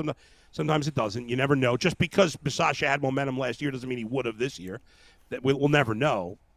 But I will say this about the Jeff Saturday hiring, as I've thought about it more over the last 24 hours, and I thought about Bill Cowher crushing him. Didn't Bill Cowher do the same thing? Pretty Bill much. Cowher left the right. field and went straight to the highest level of NFL analyst. He didn't go call Division III college games. Right. That first. should have been a slap in the face to all broadcasters who've been working their entire careers to get in That's that true. seat. And now Bill Cowher, Walter. I was really disappointed in Bill in that. Yeah, you should have been. Yeah. I imagine. I think you guys are still. It's still tense between you because of that, right? Yeah, I won't speak to him over it. Yep. We're done. Well, We're clearly done. I'm glad you're taking that stand. Sometimes you We gotta got let it go. Two more real quick. I like Bill other than that. I know. This one might be the one you guys disagree with the most, but I think this is Sean McVay's last year with the Rams. Wow. He's either going to retire, go to the booth. He almost went to Amazon this offseason. I like how he looks like your older brother in this. He does. He kind of does. know? He could be a Lucas. Yeah, he could totally. Or I could be a Lucas. McVay if he wants to give me some of his Or Amazon he could money be he's a going to get. McNuggets. Like he's way too intense with you as an older brother. Gives you noogies all the time, stuff like that. I can see it. So in other words, John he's a D-bag. Gruden, it would be sort of like the John Gruden path. Isn't he still one of maybe the youngest? I think he's coach? the second youngest coach now. I can't The Rams see have him. no picks coming up. I know. It's an old team. I don't think he wants to go through a rebuild in Los Angeles with that team. He got offered $1 bajillion to go to Amazon this offseason. He turned it down because he wanted to come back with Stafford. To do But what? he's won a Super Bowl ring, and I think he it was wouldn't gonna shock be me if he Kirk just walks Herbstreit. away. He'll coach again at some point, but it won't be with the Rams after this year. I just feel like there are a lot of creative ways to improve a team in the NFL, and I know that you're right. What he's up against, it can't look like a very appealing seat, but it's just I think that that's logically might make sense, but I think when you're coaching the NFL, I don't think you can see that maybe you can only see the potential to how you can turn this team around by just making the right moves, and you don't concern yourself as much. That'd be my guess. It just goes to show how tough it is to really stay on top. Now I know that they rented some players. They got an older, experienced quarterback that finally put them over the top. Yeah. And now Cooper Kupp, that thing, is, By the way, is Cooper looking Kupp good. surgery on his ankle will go on the IR. G. Bush, Yeah. rest in peace to your. Yeah, that's fantasy tough. team. That's a Sorry. tough blow. The Sorry. Rams are done. Well, hold on. But their hold fall on. from grace was quick and hard. Hold on. I got, what you mean? I'm the waiver wire king. What you mean? By the way, There's not a pick lot up some there. stream You're right not now. finding a Cooper Kupp on There's the not. waiver And, wire. there's not even a lot of good wide receivers out there. by the way, here's the thing. Y'all taking too much in here. These coaches ain't fooling nobody. What do you mean? Like, I know what you are. You can't fool me. That's like everybody in here. If they told us to go home today, that's like y'all gonna be like, well, I'm just gonna ride off in the sunset. No, the hell you ain't. You gonna be on the internet. Yeah. You gonna have a podcast. You gonna do something with a buddy somewhere, or you just gonna sit around and talk about sports all day. Yeah, you got a beast in you. You are who you are. Yep. That's it. Yeah. McVay will leave for maybe a year, but if you think you're gonna be with Amazon or you want to do some philanthropy work, stop it. Hey, I didn't say that. I said 1 year. He's going to take a year off, then he'll find a new job. No, I But think McNugget's statement was, and it's not really outlandish, is that this will be his last year with the Rams. Yeah, with it's the Rams. hold on. Now, how many years is he? What's his contract? Well, I'm he just not signed sure. an extension this offseason. Well, I'm keeping his rights. He ain't going nowhere. Yeah, if Retire and the away. Well, the they Rams- can't. They could stop him from going to another team, guys, Yes, but not yes, they for could. going to He TV. signed an extension through 2026. Oh, it's a wrap. I got my years. You're not going anywhere. You're gonna be right He's still like your gone. boy Sean Payton. Yeah. Yeah, I got them rights. You ain't going nowhere. And the Yeah. last, I think is we're going to skip it because we have Aditi. I think Aditi is ready to join us. And what's That's up, so Aditi? much more important. That was a good bit, Hi. though, Mikey. Yeah, Hi, I liked Aditi. it. Good Thank job. I have a series of lifestyle questions. Can we just start right there? Fire Let's away. do it. You came to the that right right? place. We can tell you about lifestyle stuff. We're the All right. experts. Let's say that your pants are a little bit snug. Do you Mm-hmm. wear them as a reminder that you need to do something to get them less snug, or do you just give up and put on the sweatpants? No, you just work out more and fit into them. If you're him, obviously. Now here's So- the thing. When you Yes. got those pants, usually there's some pain involved, because if you do wear them, you know how you get that button belt thing on your top of your stomach, and you be like, there's a knife stabbing into me. You're like, that's that reminder, like, hold on, dog. Right. You might want to go ahead and upgrade. So you're jeans. an advocate, G, for putting on the tight jeans, and because they hurt so much, that should be a motivator. It's essentially in Catholicism, we call it a hair shirt. You wear it to remind yourself of your sins throughout the day, and it's a painful reminder of how you have failed God. And only in this case, it'd be like failed a diet, I guess. So I made the mistake because I chose the sweatpants when clearly I should have put on the Okay. You deserve it. You deserve it. Lifestyle question number 2. This is fun. Okay, question number 2, Jay. Let's say that the 2 children and the wife in the house like the temperature at a certain, like maybe 65, 66 degrees. Wow. But the husband in the house likes it at 82. Yeah. Ooh, wow. If the husband and the wife both contribute to the heating bill, should the wife and 2 children win, or does the husband win the thermostat? No, I think that's a great question, but I think this can be applied to our country too. Let's be moderate about this. We don't have to be extreme 82, and we don't have to be extreme 66. Let's meet in the middle, call it 74. Moderation 68? wins. Who lives in 74? Let's all be at a temperature that no one enjoys. Yeah, Aditi, I have a question. I have to interrupt here. No. Aditi, we have not met your husband. He seems like a lovely person, or this hypothetical husband. Right. Who in the right mind 82? world, whatever, 82 is a sauna. Who wants to walk around sweating in your own apartment? Like walking around in somebody's sit there and mouth.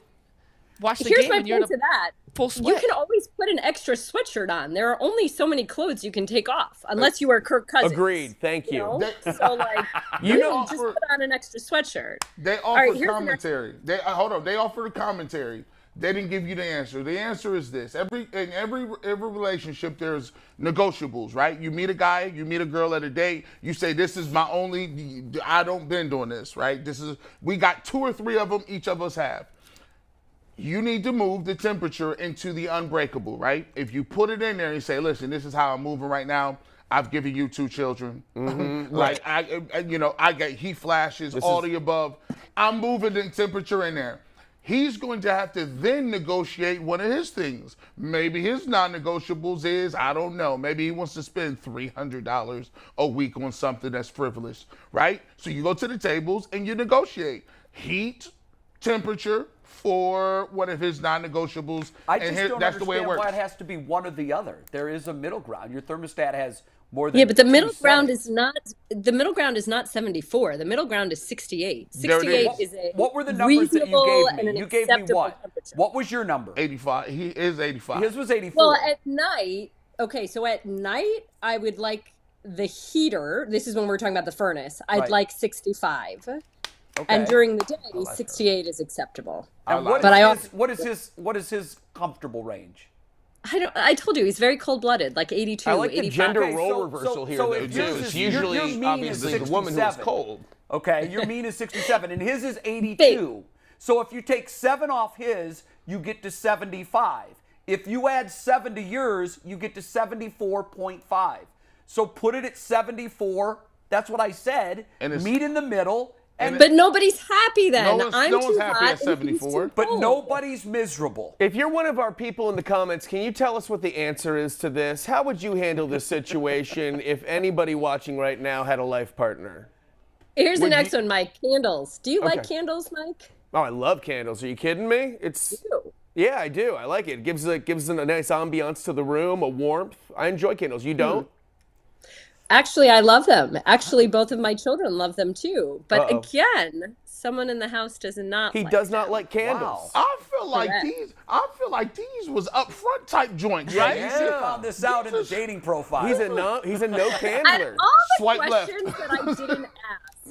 Yeah. You know what I think my next career is? I am going to be the pre-marriage counselor, and I will come up with the 100 questions that everybody should ask before committing to marriage forever. Aditi, that's a book. I'm sure your Like, husband do will be you realize thrilled that about your being the mother-in-law source will of be in your that. life forever. Yeah, that's a big decision, Aditi. How will he I take mean, that? I just feel like we went into this blindly. It was kind of this did. like, oh, Yeah. you're in love, you want to have children? So wait, Great. I'm glad that you're working through it on this show, Atlanta with us. How are by you the way. anti-candle? That's kind of like being anti-pizza. How is a candle like, hurting how does a anybody? candle bother him? I'm allergic to smelling regular. Like I can't like if you just don't have anything on. You need an aroma around. Like I you. need to have. I wear cologne to go to sleep. There must be a scent. I got plug-ins and candles. Yeah. I'm like, Really? yeah. The plug-ins are great. The your sleepy ones. sense of Wait, smell but I'm is surprised keen. by the you wear cologne to go to sleep. So, like, do you sleep like this, and do you smell the cologne on your wrists? Is that how it works? It just, I need to, like, I don't know, maybe it just gives me more confidence. Like, I just need to wake up smelling like good. something. Yeah. Like, I smell good. I don't. Like you just left the club, even though you're just in Yeah, bed. like, I won't. Have you talked to the Browns about that? Have you suggested that? Because Dion used to say that, right? Look good, feel good, play good. Yeah, Maybe smell it's good. smell good. Work Maybe for it should him. be smell good, feel good, So feel is it good. the smell of candles he doesn't like? Or is he? I don't. You know what? These are questions, Jay. Maybe one day you can find So, the answers to them. have I you think it seen- has to do with there's a fire attached Okay. to a Oh, little. there's danger. So It's that danger element. Let me be the problem solver again. Here we go. There are fake candles, There and I are. got to tell you. But they don't smell good. So I just want to tell you something. This is a true story. They don't smell good, but you got the plugins for those. My wife has all of these candles around the house that they're kind of opaque, they're a little clear, and they're on battery timers, and they come on, and God is my witness, you can't tell they're not real. These aren't a new They're like invention little you're flips- describing. No, I know, but this is a funny Jay's an idiot story that I know you guys will all I'm on enjoy. board. All right. So one This could time, be sponsored. my This wife- could be a my wife sponsored was- segment. My wife was out of town with the kids. I was home alone, and the electricity went out. And so I decided, shit, I need to light some candles. Oh no. I think I know where this one's I wish I going. had You know video. exactly where this is going. Wish I- They have wicks. It looks real. Wow. They look real. Especially in the dark. in the dark, you Yeah. can't tell. Hey, So, shout out to that candle maker. I lit a number that could sponsor of the fake segment. candles and almost became the first person in history to burn your house down by lighting fake candles. They didn't burn. They didn't burn. Did but you the not plastic- catch on when you were trying to light plastic?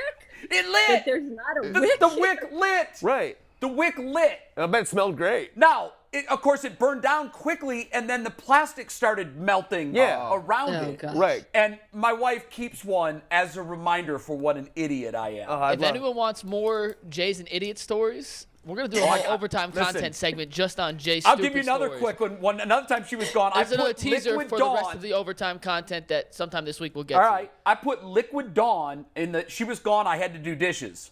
That's a train wreck. So after about a week, and there were so many dishes in the refrigerator or in the sink. They didn't just go away like they normally do? No, magically they weird. weren't. That's so weird. I loaded up the dishwasher and I took Liquid Dawn. What do I know? It says dishwashing soap. What are you, like a 1950s dad? You've never done dishes? Yeah. So I poured it in the dishwasher, slammed it shut, turned the dishwasher on, went outside, played basketball for a little while, came back inside, and I kid you not, there were soap suds up to my waist. You are like in a the kitchen. sitcom dad. Jay, fun I am. fact, I've You done the are. same thing. There should be a You laugh did it too? track. I've done the same thing. And the Dawn bubbles don't go away. Yeah, I did Wait, the same can thing. I? That's another point I'd like to make. This isn't one of those life things, but when we talk about sitcom dads, did any of you ever watch Everybody Loves Raymond? Oh, it's one of my favorite sure. shows. I What do you love that mean? show. Yeah. Okay, but Jay, he's not a real sports writer. Like, who has that much time at home as I a know. sports writer? I know. You I always work all the time. Why Yeah. is he always home? I always ask that too. I'm like, Ray, when are you writing your columns? When are Right. you going to Seriously. games? Or Why aren't you attending on the your road? games or in the locker room or doing anything. Yeah, I'm with It's- you. I know he was home Yeah. 24/7. That guy. You know, you guys, I don't think Michael J. Fox really would have started at point guard in Teen Wolf either, but sometimes you just have to allow some artistic liberty with things. And the court was all Wait a minute, short. but why? I mean, but why Spud Webb, Muggsy Bogues? So you're court. saying this is a height thing, Mike? Is that your issue right now? No, it has nothing to do with it. He was just terrible and he dribbled with both hands. yeah, You remember that? Realistic. And I was. That is some of the worst basketball It is. schematically They're like, speaking of and all it, time. they're Well, like- let's just- the coach is like, you're our star point guard. I'm like, really? I want to see this squad because it was like that. Yeah. This is how far we've come, McNuggets. We talking about household items. That's how trash the Thank Browns you, Browns. She's been on with us for 15 minutes. And we've talked about me setting plastic candles on fire. No, we like this. We like this version. We finally got to Teen Wolf. That's where I was aiming all of this the whole time. So we got here. Let's talk about it. Slow play for Polk worked. No, one of the greatest, worst movies ever made. Aditi, I guess we probably should ask some football questions. And Deshaun is coming back to practice as of today or tomorrow? Today? Yesterday. Yesterday. We are on the cutting edge of the news right here. He's back in the building. Okay, he's back in the building. He's been in the building. He's been in the building. He's allowed to practice, yes. Like I said, we know everything that's going on. Come here for all your information. Regardless, our question was that we were asked was how should we be splitting these snaps right now in practice between Jacoby and Watson, knowing that we've got a couple more weeks of Jacoby out there, but we got to get Watson ready. What do you think? What say you? Well, I think that the Browns had a plan for this clearly in camp, which seemed to make a lot of sense, and it's likely something that they'll do again. But, in theory, why couldn't Deshaun Watson just run the look team? Why couldn't he just take every single snap against the defense? He could be the scout team quarterback just to sort of work the rust off. And I think we heard Kevin Stefanski say that his priority right now is getting Jacoby Brissett ready because, again, there are still 2 key games to play, Week 11, Week 12, before Deshaun Watson makes his debut. And the Browns haven't really left any margin for error, as it feels like we've been talking about for well over a month right now. So, again, the priority is Jacoby. The Browns have to win. The priority is winning. The only way they can win right now is with Jacoby Brissett at quarterback because Deshaun Watson obviously can't play quarterback. So you need to get Brissett ready for quarterback for now, ready to play quarterback now, and worry about 2 weeks from now, a little bit closer to 2 weeks from now. So I don't think that there's really a question here. I just used a lot of words. That was word salad. Sorry. That's all right. I would Very still logical, give Jacoby Brissett the majority of the first team reps, and why not have Deshaun Watson run the look team reps just to get reps? Aditi, does your eye test tell you that there's been any quit to this team, or do you think they're still giving max effort? I don't see quit, and I think that the other piece here, the same way that everybody's kind of on tenterhook. I mean, we said this early, right? We said this isn't a team that could afford to just sit and wait for Deshaun Watson to show up and suddenly save the day. And let's be very reasonable about whatever the expectations are according to Deshaun Watson. We know that there are people in the league, including the Cleveland Browns, who believe that his skill set is that of a top 5 quarterback. We also know that there are some scouts and general managers who didn't view him that way. Regardless, this is a young man that hasn't played football in a very, very, very long time. So now all of a sudden, do you expect him to just jump in there and rattle off wins week 13, 14, 15, 16, 17, 18? Just go 6-0 to close the season? I think that there has to be an expectation that he's not going to be a Hall of Fame quarterback in his very first drive in Houston 2 weeks from now. And so you need more pick me up from the rest of the team, for lack of a better phrase. And I think that having said all of that, even though we're cautioning, let's be reasonable, and we're cautioning, what can you expect? I think that this is a team that's probably thinking, hey, we're getting an elite, potentially top 5 quarterback in 2 weeks. And so I think there's a boost to that. And I also think that, as we keep saying, and as Adam and I have kind of argued for the last few weeks, you can't really count yourself out until you're out. Look at what just happened this past weekend. I mean, if you ask me going into the weekend, and probably if you ask me right now, who do I think are the 2 most complete teams in the NFC? I would say the Eagles. In the AFC, I would say the Bills, and they both just lost. So again, no one is really mathematically out of this thing just yet. There really, truly, genuinely is parity. What do you think has been to you the most disappointing thing about the season so far?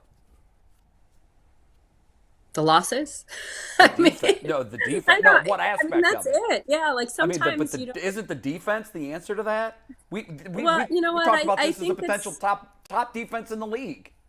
Yeah, I mean, for sure. I certainly spent training camp saying that this is a defense that last year finished top 5, had set as a goal number 1 for the season, and I fully expected it to be a top 5 defense. There's certainly been disappointment in that. But I think the big thing that we've learned this season And I saw the Vikings on Sunday.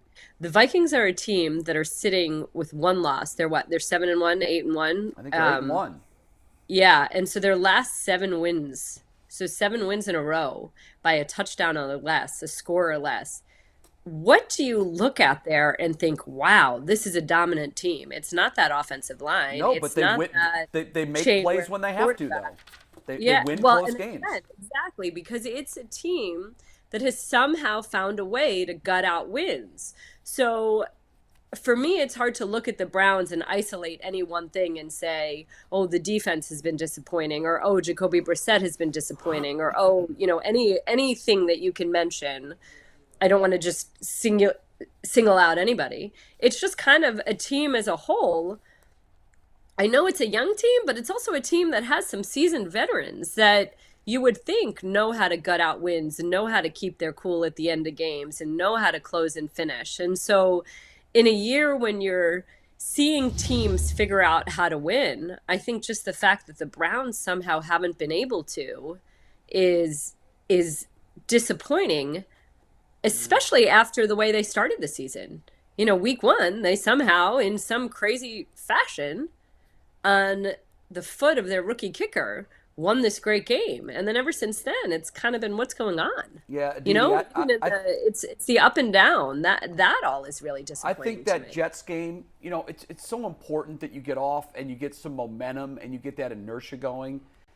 That Jets game, I think the hangover effect from that, I know they had a week to forget about it and all of that stuff, but I mean, that is the one loss that just will never be able to be explained. And I think the carryover effect, it wasn't just an L, it was how they did it. It was this 2-minute meltdown that was so improbable it hasn't happened in thousands of games.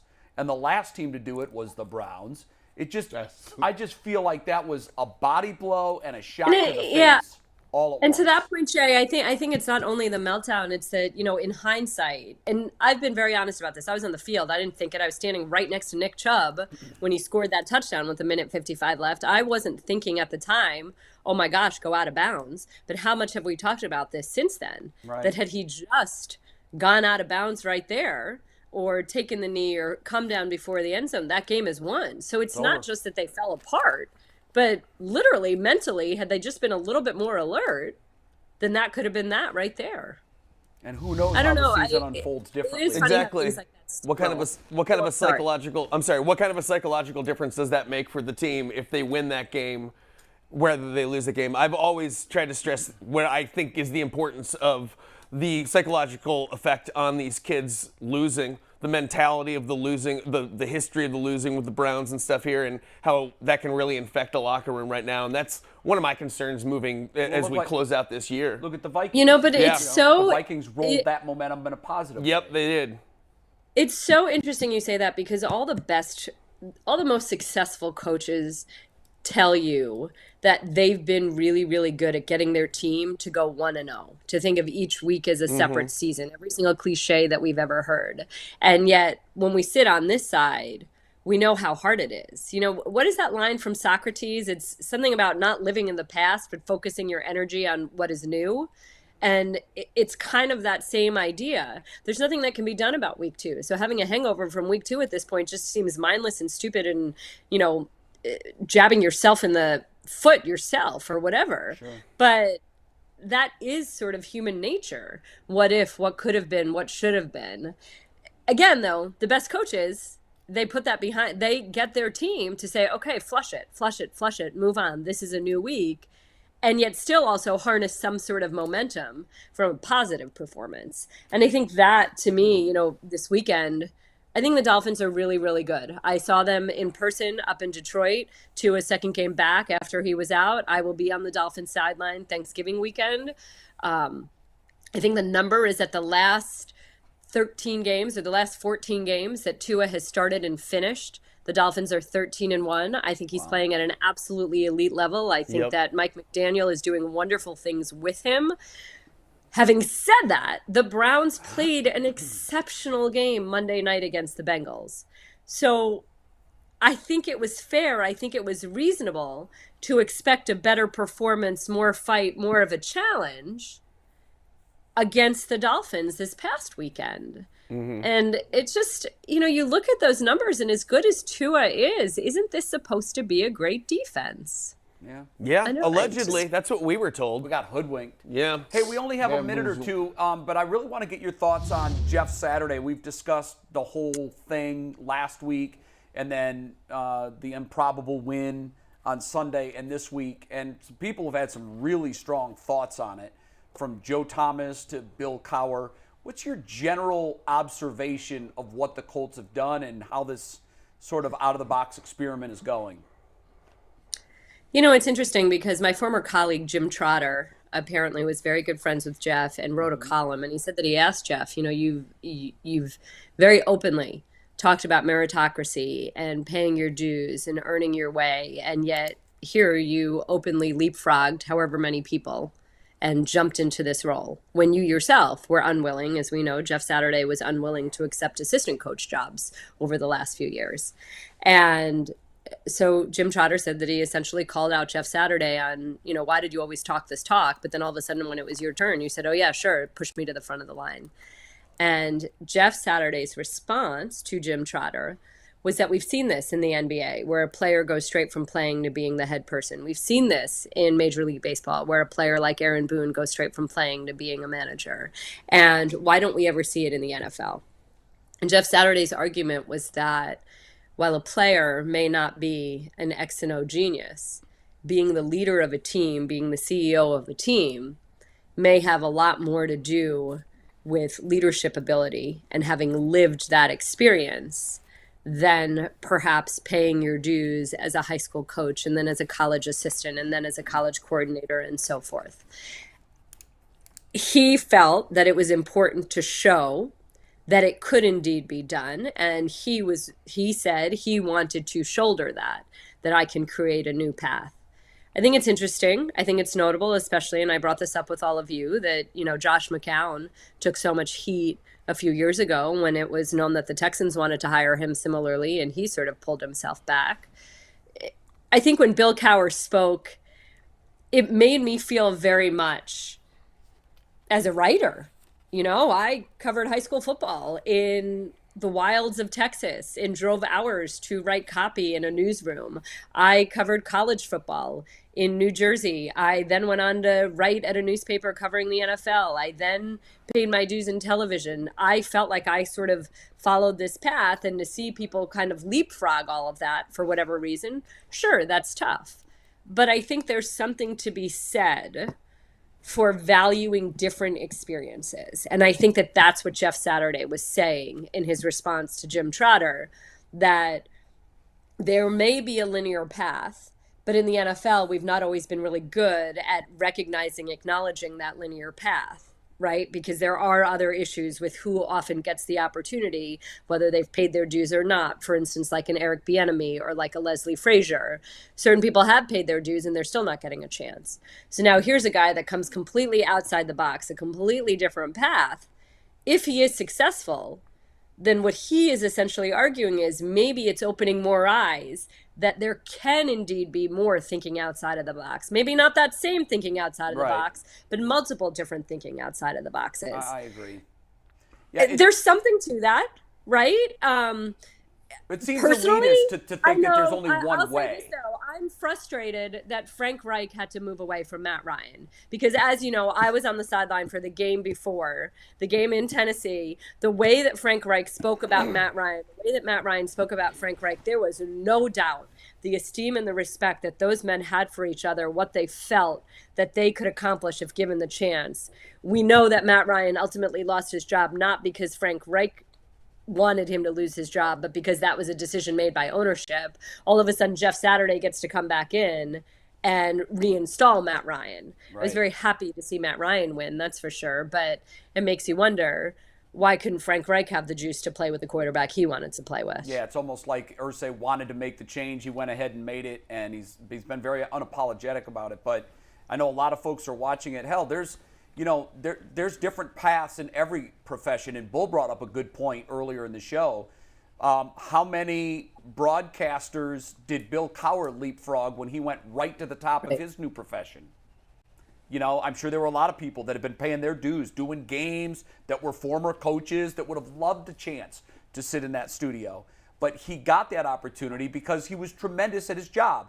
Well, Jeff Saturday was tremendous at his job. He was a very, very elite football player. It's not like he's coming from the basketball world or from the business world.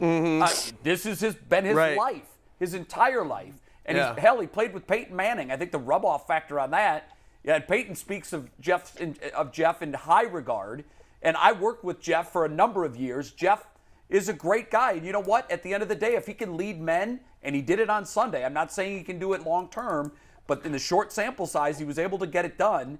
Let's see what happens as time goes on. The NFL is caught up too much in doing things the way everybody else does it anyway. Think outside the box. And Jay, one other thing is that every time and place is different, and we never know who is the right person to cover what story in one moment. Similarly, we heard Jonathan Taylor talk about Jeff Saturday's passion for the organization, Jeff Saturday's passion for what is served in the cafeteria, Jeff Saturday's intimate awareness of how the equipment room works and what is necessary to get players in the best position to play. So maybe right now, this was a club, this was an organization that needed to feel, hey, the Indianapolis Colts once stood for something, once meant something, once were the elite of the elite, and wearing that horseshoe meant something. Maybe that's what this outfit needed right now. Maybe 3 years ago they didn't, maybe 2 years from now they don't, but in this moment, what Jonathan Taylor said was that's what resonated the most. And so, maybe that's it. Maybe Jim Irsay happened upon what his club actually really needs in this moment, and that's that. Fascinating I think it's so easy for all of us to have hot takes. I think it's so easy for us to say, oh, you hired that person, or this person's getting that chance. I mean, I agree. That's the nature of what we do, sure. It was low-hanging fruit. I thought it was unfair to Jeff, and I'm pulling for him. It's going to be a fun experiment to see how it works out. Aditi, thank you very much. Where are you this weekend? Actually, I think that I'm home. Wow. Which is sort of crazy. Nice. Yeah. Enjoy the week off. I'm buying you a Yankee candle for the holidays, just so you know, and I'm sending it to your Can't place. wait. I'm like 6 of That's them. I'm buying her a fake candle. Yep. So. That I won't light, and it'll make everybody happy. Thanks, Aditi. Bye, guys. Bye, Aditi. That was a good point, though. I do like how everybody's acting like this guy.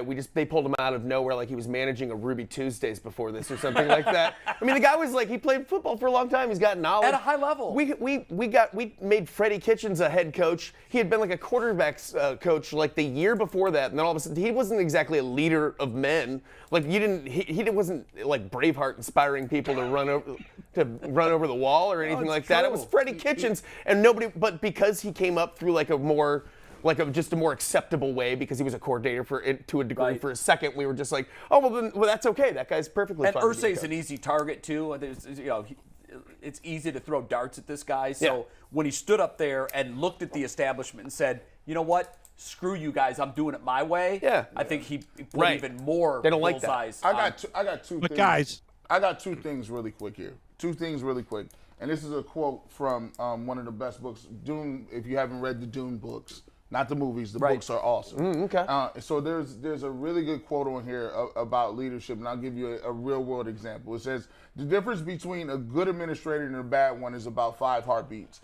Good administrators make immediate choices. They can usually be made to work. A bad administrator, on the other hand, hesitates, diddles around, asks for committees for research and reports. Eventually, he acts in a way which creates serious problems. A bad administrator is more concerned with the reports than with the decision. He wants a hard record which he can display as an excuse for his errors. Oh, they depend on verbal orders. They never lie about what they've done. If their verbal orders cause problems, they surround themselves with people able to act wisely on the basis of verbal orders. Often, most important piece of information is that something has gone wrong. Bad administrators hide their mistakes until it's too late to make corrections. When you talk about Jeff Saturday in the situation, I'll give you a real world example. I was in this industry, and I've been at 92.3 The Fan since day one. I started off answering the phones. I started off interning. I put stages up at K&R for a year. I interned hours. I helped run shows. I did a lot of different things. And at the end of my internship, I still didn't get offered a job. I went to 92.3 The Fan, and I worked my way up from answering the phones to running the board to eventually having my show on the weekend. In this industry, I still don't have a regular everyday show. So what I did is I made everything possible to go through that show, and I said I'm gonna make that one day great. And through that process, the whole barbershop thing came to pass. One day, I realized to myself, and I said, no one's gonna give you some sort of magic shining armor. No one's gonna give you a job. You gotta go out and earn it. And there's people that got shows in this city that had them forever, but they're not better than me. You see, sometimes you can't be humble. Sometimes you got to talk your talk. And I've earned everything I've gotten. And then one day, there was a young brother who reached out to me. He was coming from OCB. He said, G. Bush, man, I love what you're doing. You're doing your thing, man. Can you just listen? Can you just listen to my podcast? I said, okay, I'll listen to it. Young brother was great. I said, man, this dude is awesome, man. He shined. He just sounded different. I said, man, this dude got it. I listened to every one of his podcasts, and he had it with a group of people. And when he was done, he said, G. Bush, man, I really want to come, and can I be on your show just to show you? And I brought him on. And I said, all right, here you go. We brought him on, and he still didn't have a job at this point.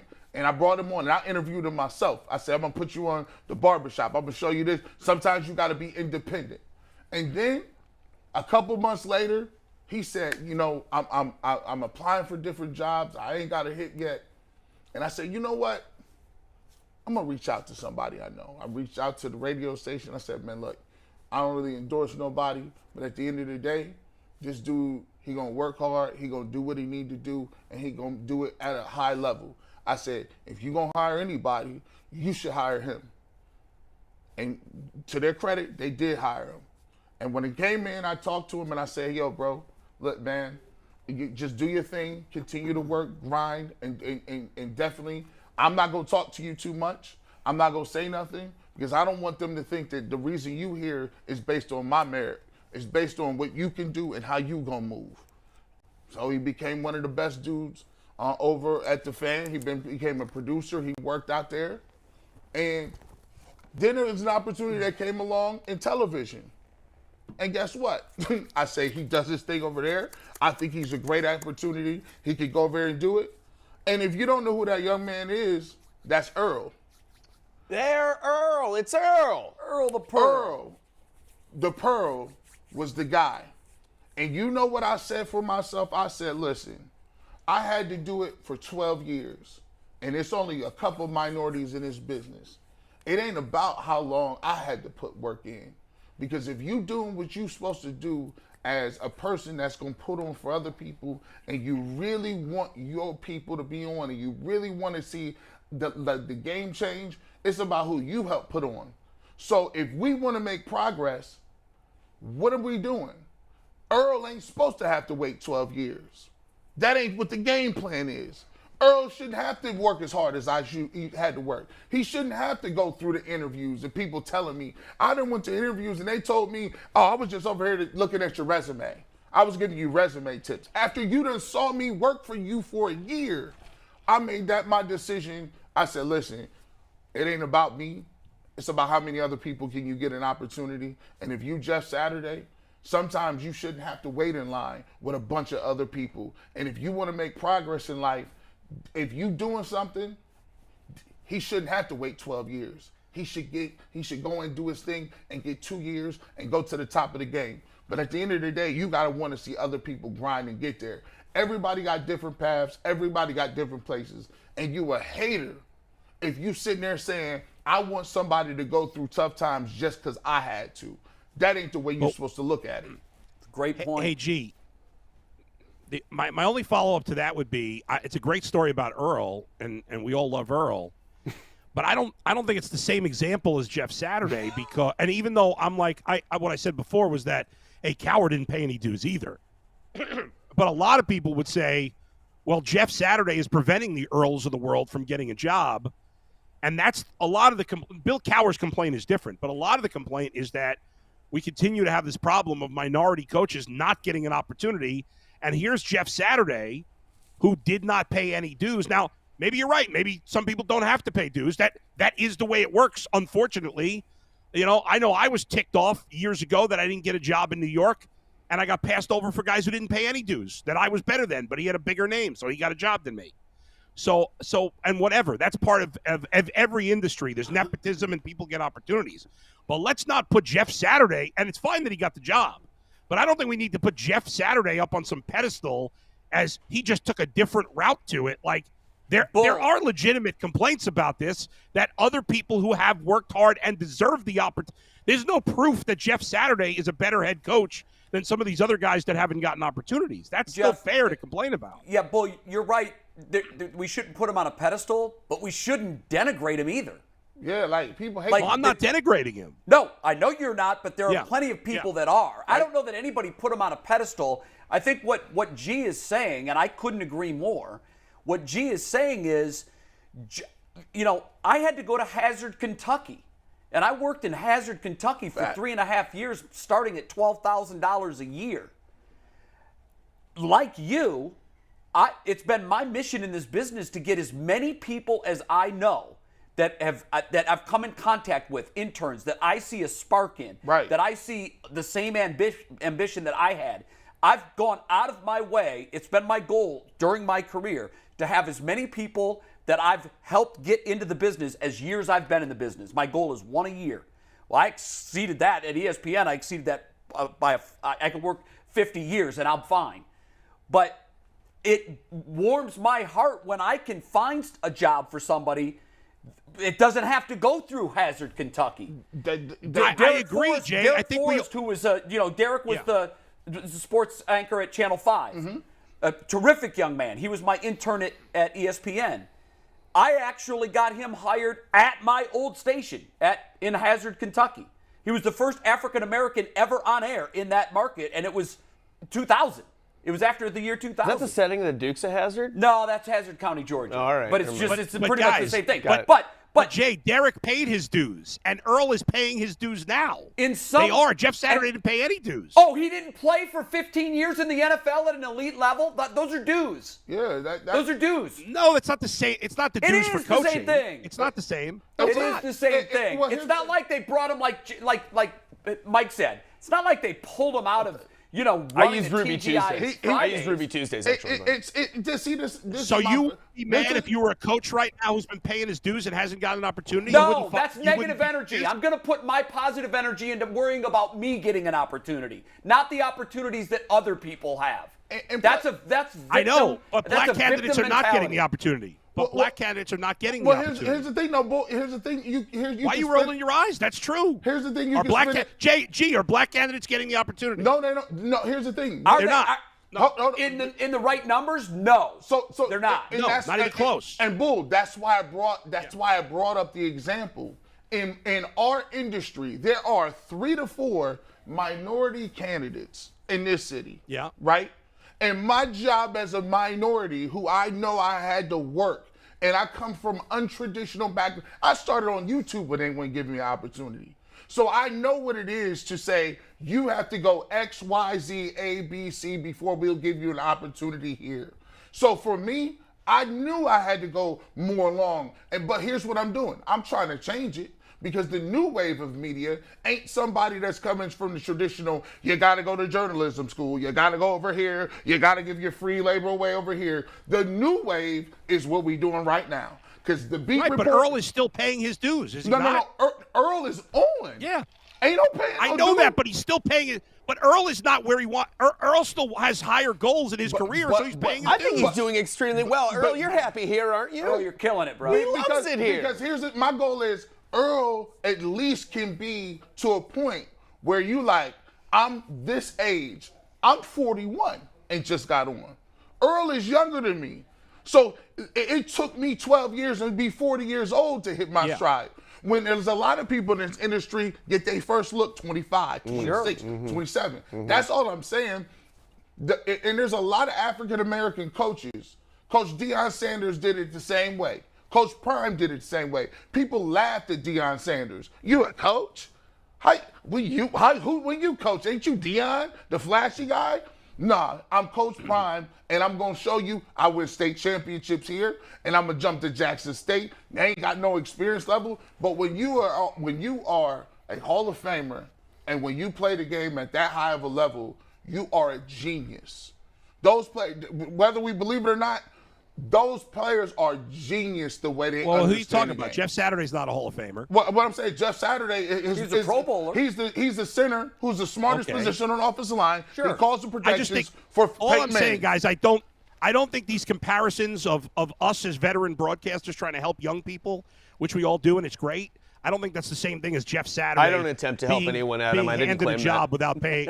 And again, I don't care. Good for Saturday if he does well, fine. I'm just saying if I'm a coach in a league that's been busting my balls and coaching hard and doing a great job and I deserve an opportunity, I'd be a little ticked that because this guy's buddies with the owner. He didn't get the job because he's great at football. He got the job because he's buddies with the owner. Keep grinding. Worry about yourself. Yeah, but Jay, You'll not get your everybody. opportunity. Not everybody you know gets what? an opportunity, no matter how hard they You grind. know what, Bull? Not everybody in life gets a trophy. It is a said they should? meritocracy. At some point, it is a meritocracy. So he wasn't running a subway train. He spent a life in football. I don't know why you keep bringing that up. I'm not suggesting he was running a subway train. I know, Nobody's but suggesting that. Bull, I'm saying he got an unfair.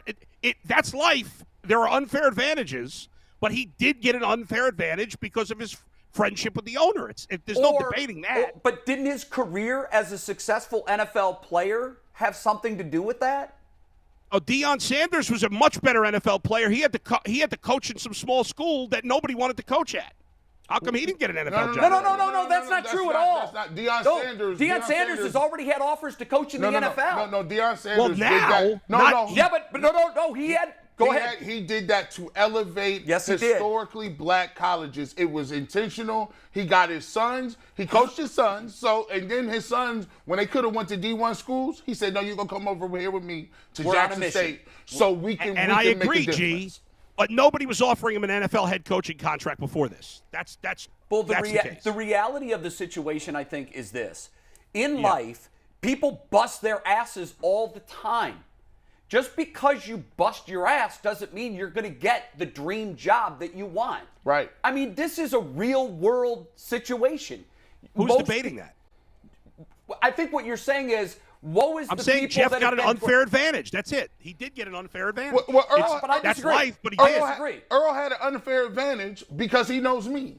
Earl didn't get an unfair advantage. Guys, Earl was working hard already. This. We're all great guys. Let's all solve this Bull's afterwards. in a very Everything's contrarian mood fine. today. No big deal. Let's all solve this later. Poor Mikey's been over there You're waving just his ad disputing reads facts. so I that just we don't can stay understand. on Right, the you're air and absolutely keep right, making Bull. We're all everyone wrong. happy right now. McNuggets, you better read that. Please we're go running right out of time. ahead. We're going to read this, and we actually have a question that a super chat wants us to answer. So we're just going to skip final takes there. I We're hope gonna it's answer about the guy's Rooney question, and rule. We're going to head Let's out. do it. It is not about the Rooney boys, but That didn't move things along. whenever we ask the internet a question, it's brought to us by our good friends at PCC Airfoils. Looking for a job with career advancement and great benefits? PCC Airfoils is the leading manufacturer in Northeast Ohio. All locations gosh, of look at PCC this joint. Airfoils in Eastlake, Mentor, number Wickliffe, one. and Minerva are hiring for all positions starting at $18 and up, plus full benefit packages, paid time off, and a signing bonus. Apply online at She's a Cessna. precast.com/careers to learn more. Going off the YouTube chat, guys, half the YouTube chat says Bull's right, half the YouTube chat says Bull's an idiot. America. So that means we're probably right in the middle with America. where we feel. Yeah, Well, it's what am I America. wrong about, Mike? That's What am I wisdom. wrong Let's about? not American argue about show. that. I can't ask the YouTube chat individually, Bull. What am I wrong about? Tell me what I'm wrong about. YouTube chat, tell Adam yeah. what he's wrong about. I'm not. Listen, I'm just And then saying subscribe and it's tell a pretty friend. split down the middle Give as me- opposed to which side of the argument people Give are it- falling on. I'm glad Give to me hear something that I said incorrectly. What did I say incorrectly? Bull, that just draws it out, and I think McNuggets is trying to advance the ball here, right? McNuggets tried to get out of the Aditi interview for 10 minutes, and you guys ignored him, so now it's my fault? I mean, come on. Answer my question. What did I say that was wrong? We have 7 minutes left. How about you just tell us why you're right? Bull, you have 2 minutes, and I have already to ask did. this super I chat stated question. a fact. Jeff Saturday got an unfair advantage. You may not a care fact. that he did. You may See, the problem, though, with your argument Yeah. is you're saying things are facts. Facts are provably correct. Your opinion is not a fact. You've made the opinion that his advantage is an unfair one. And that now you're starting to be... That is true. That is true. That's why there's no arguing with you, Bull, because your opinion you look at as fact. You don't... So, okay, that's fair. Technically, I don't know that... That's fair. Thank you. Technically, And that's my I don't point. know that.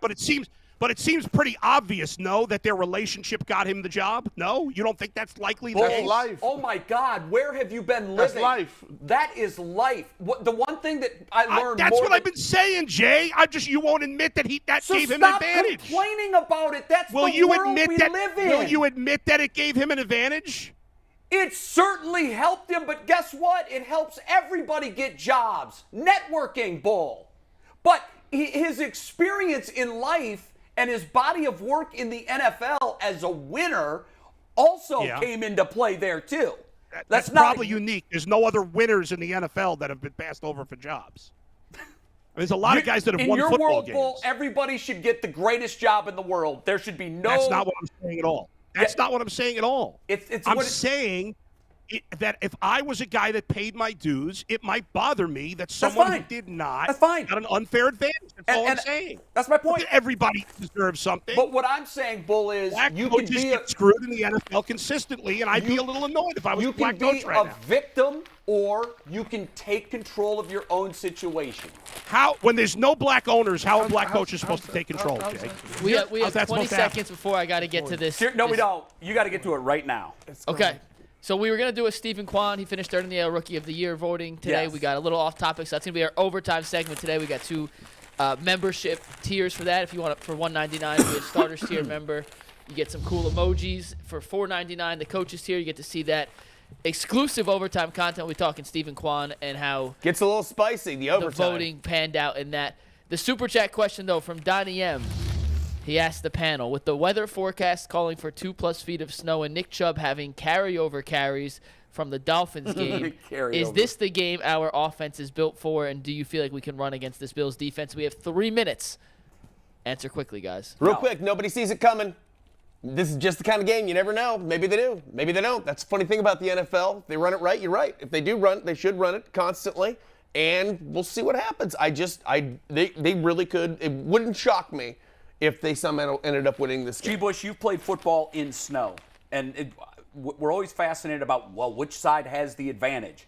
The offense because they know where they're going? Who does have the advantage? And they say the run game travels. Does it travel in snow? Yes, travels in snow. It'll come down to 2 things, and I think more than anything is just the special teams.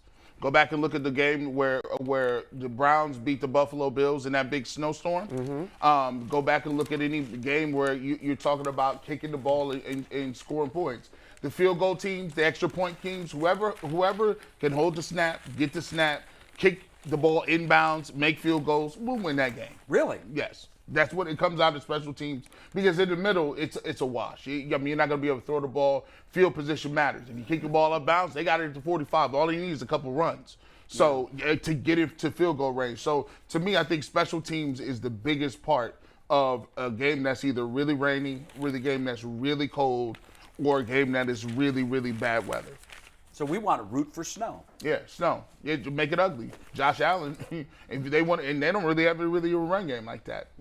So I'm rooting for, if you want to see a game plan that keeps it close. We want 30-mile-an-hour winds. We need wins. That the Patriots went up there. Yeah. And so they threw it twice, I think. Yeah. So see, we're depending on the elements. Come on, weather. Keep us in this thing. Bring it on.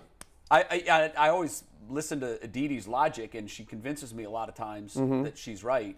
But and Mary Kay they don't see it. I know.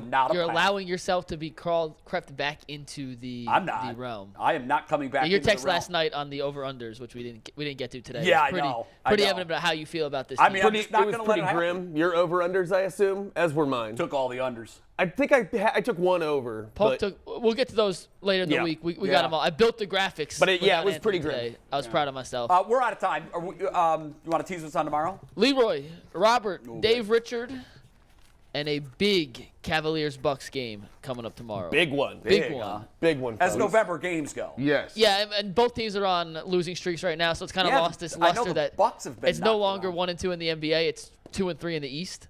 Yeah. Which changes Yeah. a little bit of it, but we're still going to preview it because it'll be fun. Mitchell should be back, and Giannis is the best player in the league with Tyvis. Oh, and He is. we have a working iPad now for Tyvis's breakdown tomorrow. So Yeah, I was talking to Dewan yesterday. Wow. Yeah, it should be pretty one cool. of our engineers. He was super excited about it. Man. He's been working very hard on we it. have to work out some kinks. Earl and I were working on it this morning. Good. It works. Will it be seamless?